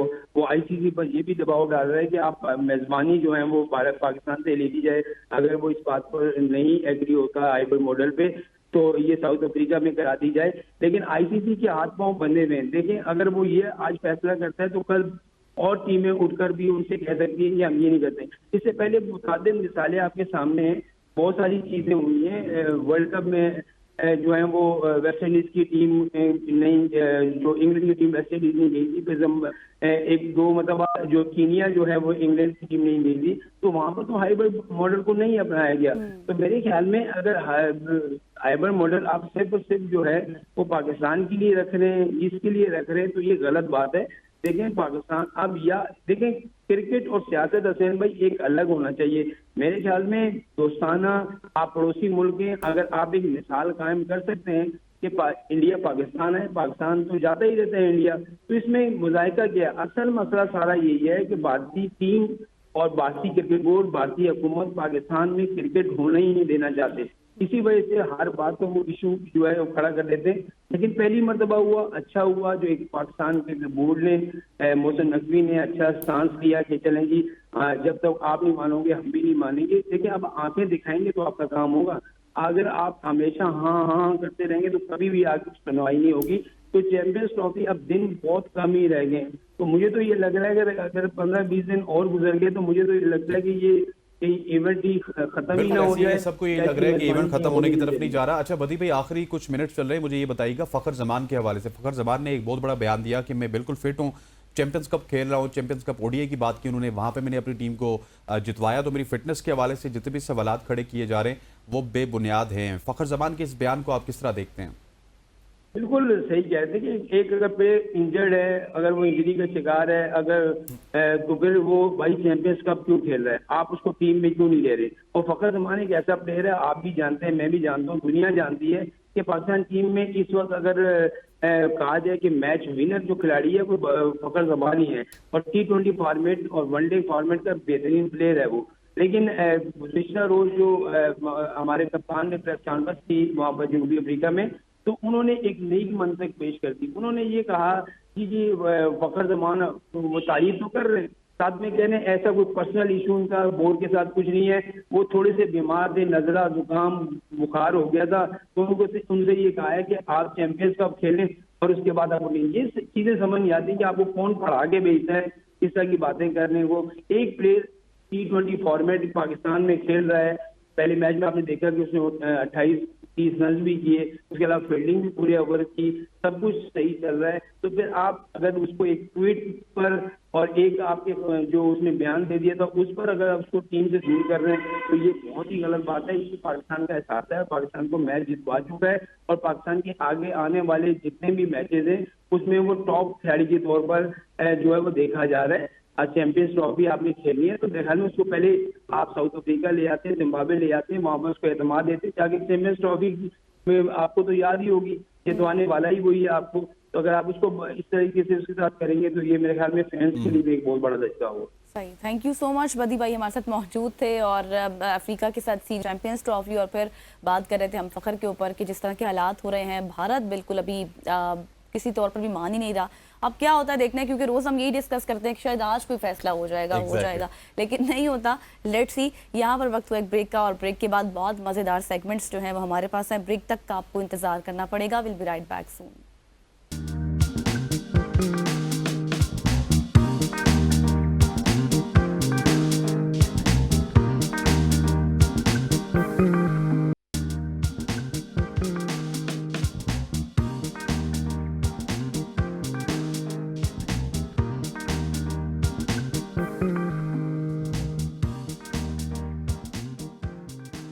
Welcome back after the break. और अब हम बात करेंगे पाकिस्तान में अंग्रेजी ज़बान का मकाम हमेशा से ही एक बहस का मौजू रहा है। ये ज़बान जहां एक जानिब आलमी सतह पर राबते और तरक्की की अलामत समझी जाती है, वहीं दूसरी जानिब कई लोगों के लिए सकाफती शनाख्त के मसाइल भी पैदा करती है। और क्या अंग्रेजी ज़बान हमारी ज़रूरत है या फिर हमारी एक मजबूरी बन गई है, इस मुतालिक आज हम डिस्कशन करेंगे। बिल्कुल ऐसे ही हमारे साथ मौजूद है फैसल बारी साहब। किसी तारुफ के मोहताज नहीं है, माहिर है, मोटिवेशनल स्पीकर भी हैं। हर उमूर पे अगर आप फैसल बारी साहब की राय लें तो आपको वो बड़ा तसल्ली बख्श जवाब देते हैं। फैसल बारी साहब, thank you so much for joining us. Good morning. सबसे पहले जो गज़ल ने टॉपिक का छेड़ा है कि अंग्रेज़ी ज़ुबान हमारे लिए क्या कोई लाजिम व मलजूम है, और साथ मेरा तो सवाल ये होगा कि हमने शायद अंग्रेज़ी को, इंग्लिश को स्टेटस सिंबल बना लिया। जो ये बोलता है वो पढ़ा लिखा है, जो ये नहीं बोलता वो अनपढ़ है। जी बहुत शुक्रिया पहले तो मौका देने का। जी बिल्कुल, आप सही कह रहे हैं, स्टेटस सिंबल भी है और मजबूरी भी है, दोनों चीज़ें हैं।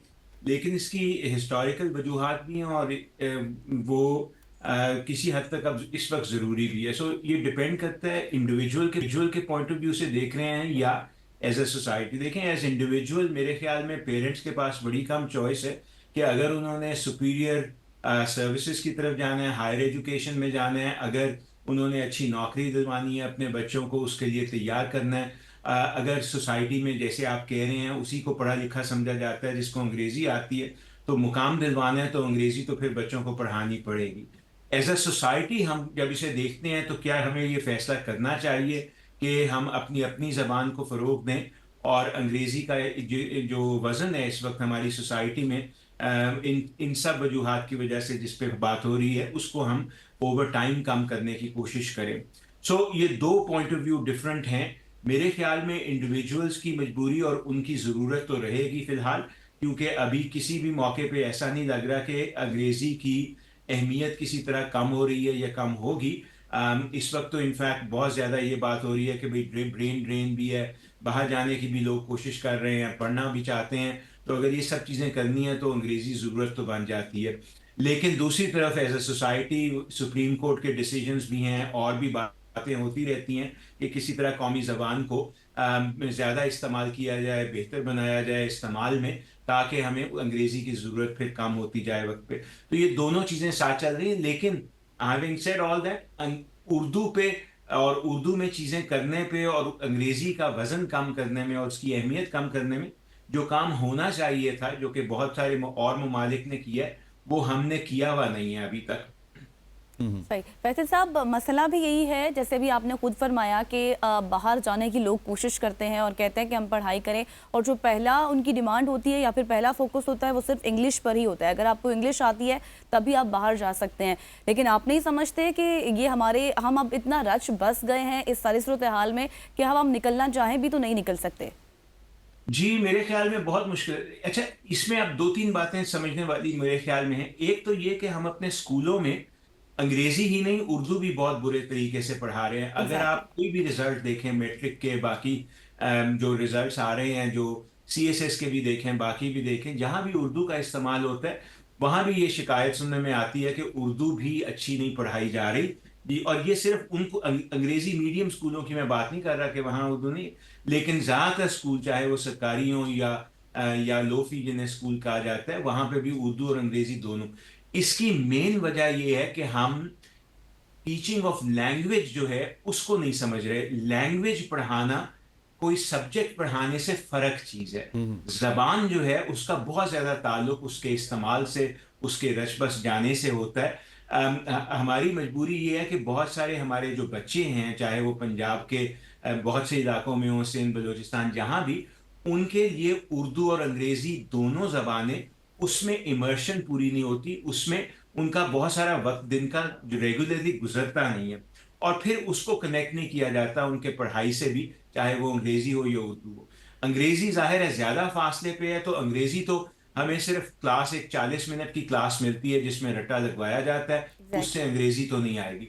उर्दू का एक्सपोजर थोड़ा ज्यादा है क्योंकि हमारे टेलीविजन ये वो इनकी वजह से उर्दू जरा ज्यादा एक्सपोजर बच्चों को मिलता है, लेकिन वो भी प्रॉपर तरीके से उर्दू सिखाने वाली बात नहीं की जाती। अच्छा, जहां तक इससे निकलने की बात है, अब ये एक लम्हा फिक्रिया कौम के लिए ये है कि क्या निकलने की जरूरत अभी है, या हम अब ये अग्री कर जाएं कि जी हमने हर बच्चे को पहली जमात से ही दोनों जबानें ये सिखानी है, अदर देन उनकी जो भी मादरी जबान है उसके अलावा हम अंग्रेजी और उर्दू दोनों सिखाएंगे। अगर ये फैसला कर लेते हैं हम बहैसियत कौम, तो फिर हमें तरीके ढूंढने पड़ेंगे जिससे हम अंग्रेजी और उर्दू सिखाने वाले टीचर जो हैं उनको ट्रेन कर सकें कि लैंग्वेज टीचिंग कैसे करनी है। लिटरेचर फर्क है, सब्जेक्ट पढ़ाना फर्क है, बट लैंग्वेज कैसे पढ़ाई जाती है। That is very interesting answer बारी साहब। लेकिन मैं एक थोड़ा सा ऐड करना चाहूँगा, आपको बहुत सारी मिसालें मिल सकती हैं इसमें। चाइना देख लीजिए, जापान देख लीजिए, आधा यूरोप देख लीजिए, दुनिया में जितने भी मुल्कों ने तरक्की की है, उन्होंने वहाँ पे आप देखिए तो उनकी अपनी ज़ुबान ही राइज है, किसी ने भी इंग्लिश का सहारा नहीं लिया। हाँ, हमें इंडिया की मिसाल मिलती है कि एक इमर्जिंग मईशत है उनकी, बहुत इमर्ज किया, वहाँ पे इंग्लिश बहुत ज़्यादा चलती है, लेकिन पैरेलली उनकी हिंदी भी चलती है। लेकिन हमने अनफॉर्चुनेटली उर्दू को बिल्कुल बुला दिया। आप हमारे प्राइवेट स्कूल्स में जाएँ तो वहाँ पे उर्दू बोलना तो जुर्म समझा जाता है, बच्चों के साथ अंग्रेज़ी में बात की जाती है। तो आप वाला पॉइंट बड़ा वैलिड है कि इसको सिर्फ लैंग्वेज की हद तक ही हम रखेंगे तो तब जाके हम कामयाब होंगे इसमें। हाँ जी, मैं ये ऐड कर दूं कि आप बिल्कुल ठीक कह रहे हैं कि बहुत सारे ममालिक हैं जिन्होंने एक फर्क चॉइस की। जापान है, जर्मनी है, चाइना है, वो अंग्रेजी जरूर सिखाते हैं लेकिन बहुत सारी चीजें अपनी जबान में बड़ी एंड तक लेके जाते हैं और बहुत तरक्की की है उन्होंने। लेकिन उसके लिए फिर काफी मेहनत चाहिए अपनी जबान में चीजें डेवलप करने के लिए, उर्दू में वो हम नहीं कर पाए अभी तक। तो अगर आज हम चाहें कि जी हम मसलन, जितना मैं इकोनॉमिक्स और फ़लसफ़ा पढ़ाता हूँ, कि अगर फ़लसफ़ा और इकोनॉमिक्स का सारा लिटरेचर हम उर्दू में ले आए, जो कि आप टर्की में भी देखेंगे, बहुत ट्रांसलेशन, बहुत बड़ा एक काम है जो वो करते हैं टर्किश में, ट्रांसलेशन हर किताब मिल जाती है आपको। मैंने वहाँ पे फैज़ और मंटो और मौदूदी साहब, इन सब की किताबें इस्तांबुल के मेन बुक शॉप्स में टर्किश में ट्रांसलेटेड पड़ी हुई देखी। तो वो काम जो हमें फिर उर्दू में करना पड़ेगा, वो किसी वक्त तो शुरू करना पड़ेगा ना, इससे पहले कि हम हर चीज़ उर्दू में ले जाएं। एक चीज़ ये है। दूसरा इसका ये साइड है कि क्या वो एफर्ट अब करना ज़रूरी है, या हम ये करें कि भाई अब मान लें कि हाँ अंग्रेज़ी और उर्दू दोनों साथ साथ चलेंगी और इन दोनों में हमें प्रोफिशेंसी अपने बच्चों की डेवलप करनी चाहिए और करनी पड़ेगी। सो ये एक फैसला है। मैं ये नहीं कह रहा आप ये करें या ये करें। मेरी इस वक्त मैं एक शख्स हूं, मेरी रिकमेंडेशन क्या होगी, लेकिन एज अ कॉम हमें ये फैसला करना पड़ेगा, वरना वो आधा तीतर आधा बटेर। फैसला आपने भी कहा ना, इश्क किया ना काम किया, दोनों को अधूरा छोड़ दिया, तो हम ये दोनों को अधूरा छोड़ रहे हैं, जिसकी वजह से ना उर्दू आती है ना अंग्रेजी आती है, और किसी में भी बच्चा जो है प्रोफिशेंसी पूरी नहीं ले पाता। आखिरी चीज मैं सिर्फ ये इस हवाले से कहूँगा कि देखें, इसमें मादरी ज़बान को मत भूलिएगा। मादरी ज़बान की बहुत अहमियत होती है। पहले कुछ साल की एजुकेशन मादरी ज़बान में होनी चाहिए, साथ उसके आप जो मर्जी ज़बानें पढ़ाएं, उर्दू, अंग्रेज़ी, फ्रांसीसी, अरबी, जो भी आपने पढ़ा, और फिर किसी वक्त आप 5वीं 6वीं के बाद या तीसरी चौथी के बाद मीडियम ऑफ इंस्ट्रक्शन उर्दू में ला सकते हैं, या अगर बहुत आपको ख्याल है कि अंग्रेजी होना चाहिए तो अंग्रेजी में। लेकिन हमारे यहाँ एक तरफ हम मादरी ज़बान, चाहे वो पंजाबी है, पश्तो है, सिंधी है, उसको बहुत निगलेक्ट करते हैं, और दूसरी तरफ हम अपनी कौमी ज़बान और अंग्रेजी का जो बैलेंस होना चाहिए उसको हमने बहुत खराब किया है। सही, thank you so much. Faisal बारी साहब हमारे साथ मौजूद थे और बता कि किस तरह से हम अब इस रुझान को कम कर सकते हैं, जो इनिशियल स्टेप्स हैं वो क्या होने चाहिए। यहाँ पर वक्त हुआ एक ब्रेक का, will be right back soon.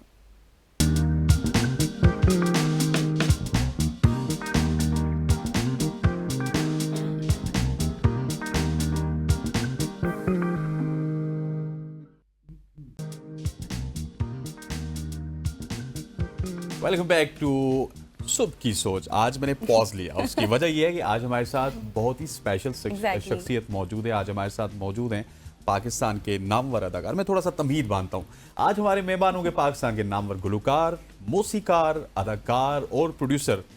Guess what, Fakhir Mahmood हमारे साथ मौजूद होंगे। फाखिर ने अपनी मौसीकी की जो शुरुआत है वो पाकिस्तान के मशहूर बैंड आवाज़ के साथ की, लेकिन 2000 में बैंड से अलग हुए फाखिर महमूद ने अपने मुनफरिद अंदाज और मौसीकी की गहराई से ना सिर्फ पाकिस्तान में बल्कि इंटरनेशनली भी बड़ी मकबूलियत उन्होंने हासिल की। और फाखिर को नहीं जानता, हम बचपन में उनको सुनते आए, जवानी में उनको सुनते आए, और आज भी हम अब जवानी से बुढ़ापे की तरफ जा रहे हैं, लेकिन फाखिर आज भी जवान है ना।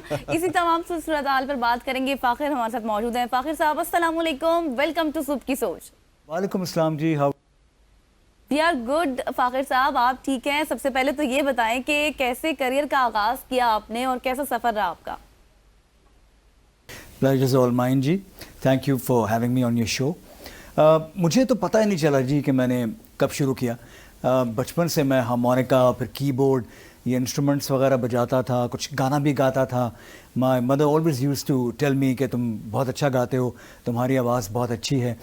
और बस ये करते करते करते एक हॉबी जो थी वो न जाने कब एक करियर में कन्वर्ट हो गई, पता भी नहीं चला, और बस खुद ब खुद सब कुछ हो गया। अच्छा फाखिर, बहुत ज़्यादा तब्दीलियाँ भी आई हैं मौसीकी की दुनिया की। अगर बात की जाए, पाकिस्तान की मौसीकी की बात की जाए, बहुत एक तवील सफ़र था, लेकिन अब ये रैपिडली तब्दीलियाँ आ रही हैं हमारी मौसीकी में। इन तब्दीलियों को आप किस तरह देखते हैं? जनाब, हमने तो देखा है बचपन से, कैसेट देखी है, टेप जो होती थी, और उसके बाद फिर हमने सीडी देखी।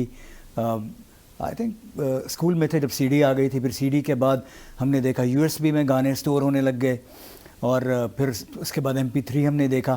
फिर उसके बाद फिर हमने स्ट्रीमिंग देखी, अब स्पॉटिफाई, यूट्यूब, ये तो हमने ये पूरा एक मरहला वार हमने जो जो चेंजेस आए हैं वो सब हमने देखी हैं। तो बड़े फॉर्चुनेट हैं हमारी जनरेशन, हमने ये सब कुछ देखा है। और जो मेरी बैंड के साथ पहली एल्बम थी आवाज़ की, वो कैसेट के ऊपर आई थी, और साथ ही फिर सीडी भी आई थी, और फिर अगली एल्बम सीडी होते होते सीडी ख़त्म हो गई, और बस सब देख लें अब स्ट्रीमिंग के ऊपर आप सुनते हैं, गाने करते हैं। टेक्नोलॉजी कहाँ से कहाँ ले गई है हमें। सही। अच्छा फाखिर, अब आपने गानों की बात कर ही दी है, तस्करा छेड़ी दी है, तो आपका एक मशहूर गाना फ्रॉडिये भी था जो कि एक ज़माने में बहुत मकबूल था। अगर आप चाहें तो ज़रा सा गुनगुना दें। जी, बहुत सारे गाने होते हैं जो कि सिंगर अननोन होता है, जैसे कैफी खलील, और गाना मशहूर हो जाता है। तो इसका मिस्टर फ्रॉडिये वाजिवा तो किन्ना सेट हैं, ये जी पाकिस्तान का पहला सोशो पॉलिटिकल गाना है। हबीब जालिब साहब के बाद अगर पाकिस्तानी पॉप म्यूज़िक में कोई पहला सोशो पॉलिटिकल मौजू पे गाना बना था तो ये मिस्टर फ्रॉडिये था। इसका नाम पहले कुछ और था, फिर हम कुछ डर गए और हमने इसका नाम मिस्टर फ्रॉडिये कर दिया। और ये बेसिकली चूँकि हर ज़माने में सियासत और सियासतदान बदनाम होते हैं, तो ये उन्हीं के ऊपर गाना बनाया गया था। और फिर ये बैन भी हुआ, फिर इसके बाद बैन ख़त्म भी हुआ, फिर ये आपकी आप तो खैर यू मच यंगर, लेकिन हमारे जैसे पुराने वक्तों के जो लोग हैं उन्होंने ये गाना सुना, पसंद किया, और अभी भी कॉन्सर्ट में इसकी फरमाइश आती है और लोग बड़े शौक से सुनते हैं इसको। अच्छा फ़ाखिर, अगर मैं पूछूं आपसे कि आपकी में, क्योंकि हर किसी के पीछे किसी न किसी डायरेक्टर का हाथ होता है, प्रोड्यूसर का हाथ होता है, कौन से मौसीकार ऐसे थे जिन्होंने फ़ाखिर को फ़ाखिर बनाने में बड़ा अहम किरदार अदा किया?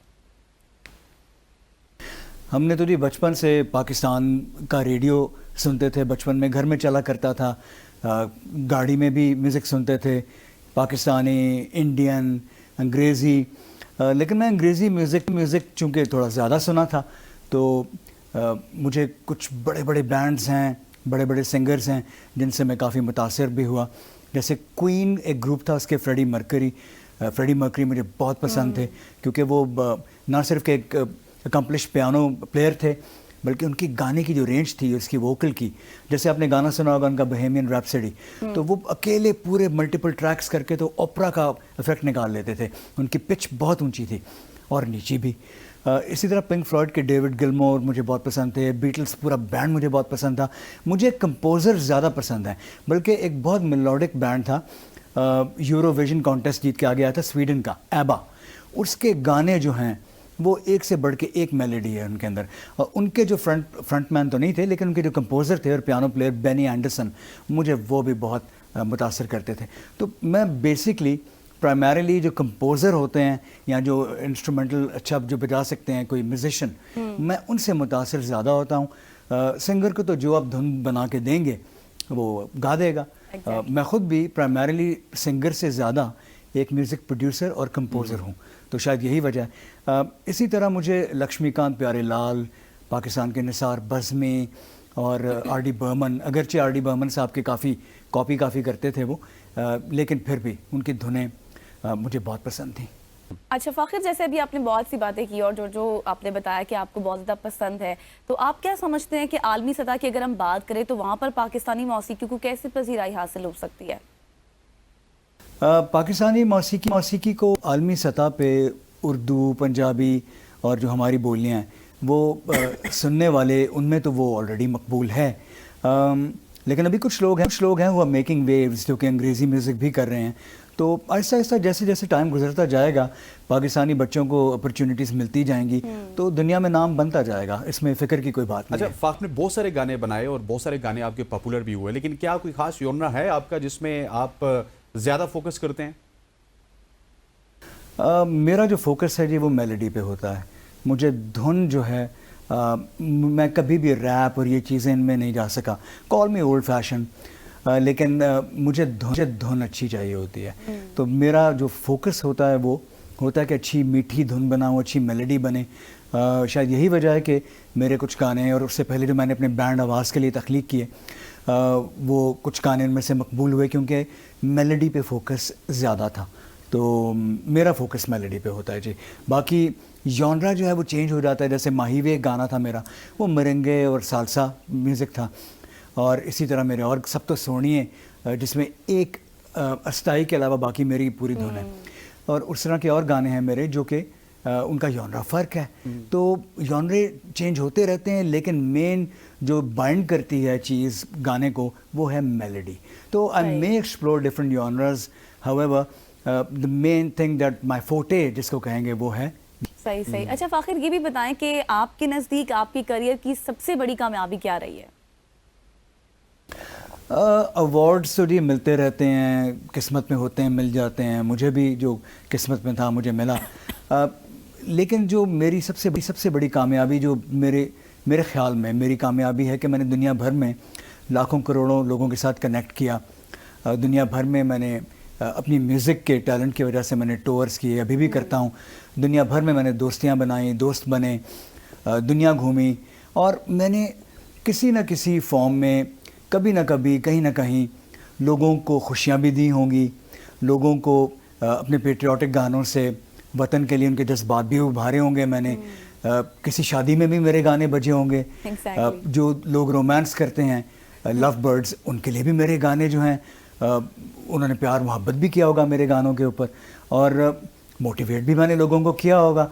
तो मुझे लगता है कि I am blessed, so are other musicians and singers and all creative people, जो कि हम लोगों के साथ कनेक्ट कर पाते हैं और लोगों की ज़िंदगियों में कोई ना कोई पॉजिटिव चेंज हमारी वजह से आती है। तो यहाँ पे मैं अपने आप को खुशकिस्मत समझता हूँ। मेरे ख्याल में यही मेरी कामयाबी। फ़ाखिर, क्योंकि आपने बहुत सारी दोस्तियों की बात की, दोस्त बनाए आपने, फिर डिफरेंट लोगों की बात की, प्यार मोहब्बत की बात की कि वो भी मेरे गाने सुनते हैं, शादी में आपके गाने बजते हैं। ठीक है, गानों की तो हमने प्रिसाइसली बात भी कर ली, आपने गुनगुना के हमें गाने बताए भी। लेकिन फ़ाखिर, आखिर में मैं एक ऐसा सवाल करूँगा जो कि मैं भी सुनना चाहता हूँ, लोग भी सुनना चाहते हैं कि आप मौसीकी के अलावा आपकी कुछ और दिलचस्पी भी है, कुछ हॉबीज़ हैं, कोई ह्यूमैनिटेरियन वर्क है, जिस तरह हम देखते हैं डिफरेंट मौसीकार हो गए, क्रिकेटर हो गए, कुछ फाउंडेशंस बना के बैठे होते हैं। इस शहजाद राय की मिसाल आपके सामने है, तो इस हवाले से आपके भी कुछ शौक हैं? बस ये वेला बैठना मुझे कभी कभी बहुत अच्छा लगता है। मैं बाय द वे बहुत एम्बिशियस आदमी नहीं हूँ, कामचोर कह लें कभी कभी, लेकिन मैं सुकून से बैठूं, रिलैक्स करूं, रिक्लाइनर पे बैठ के कोई फिल्म देखूं या ट्रैवल करूं, मसाज करवाऊं, कोई अच्छी सी किताब पढूं, अच्छा म्यूज़िक सुनूं, अच्छे माहौल में टी लाइट्स वगैरह हों, अरोमा है, खुशबू है, म्यूज़िक सुन रहा हूँ, रिलैक्स कर रहा हूँ। मुझे बस सुकून मुझे बहुत पसंद है। हो गया, आपको सुकून पसंद है। Fakhir, thank you so much for joining us. ABN news से बात करने का आपका शुक्रिया, सुबह की सोच में आने का शुक्रिया। और फ़ाखिर ने आज हमारी सुबह को बहुत ही अच्छा कर दिया, ज़्यादा खूबसूरत कर दिया, गुनगुना के गाने भी बताए और मेरा ख्याल है कि तसल्ली बख्श जवाब भी दिए, जो जवाब हम सुनना चाहते थे। जिस तरह आखिरी सवाल का जवाब उन्होंने दिया कि मैं तो वेला सा मैं जो है वो वैसे ही बैठना ज़्यादा पसंद करता हूँ इंस्टेड ऑफ कुछ काम। लेकिन आपकी जो आवाज़ है, आपके जो गाने, वो ना सिर्फ इस नस्ल को, पुरानी नस्ल को, हर नस्ल को अगर वो सुनेंगे ना, उसमें एक जिद्दत भी है। उस जमाने में फ़ाखिर मशहूर क्यों हुए थे? जिद्दत थी, थोड़ा सा पॉप की तरफ ज्यादा थे और हिप हॉप ज्यादा थे, इस वजह से मशहूर भी हो गए। तो ये तमाम तर चीज़ें थी जिस मुतालिक हमने आज बात की। अपनी सुबह की सोच में बहुत से सेगमेंट्स थे, इंटरेस्टिंग थे, इंस्पायरिंग थे और मज़ेदार भी थे। यहाँ पर हमारे शो का इख्तिताम होता है हमेशा से, जैसे आप कहते हैं ब्रेक से पहले के इख्तिताम हुआ चाहता है हमारे शो का। और जिस तरह गज़ल कह रही है, गज़ल को, मुझे और हमारी पूरी प्रोडक्शन टीम को इजाज़त दीजिए। अल्लाह ने के बाद, अल्लाह हाफ़िज़।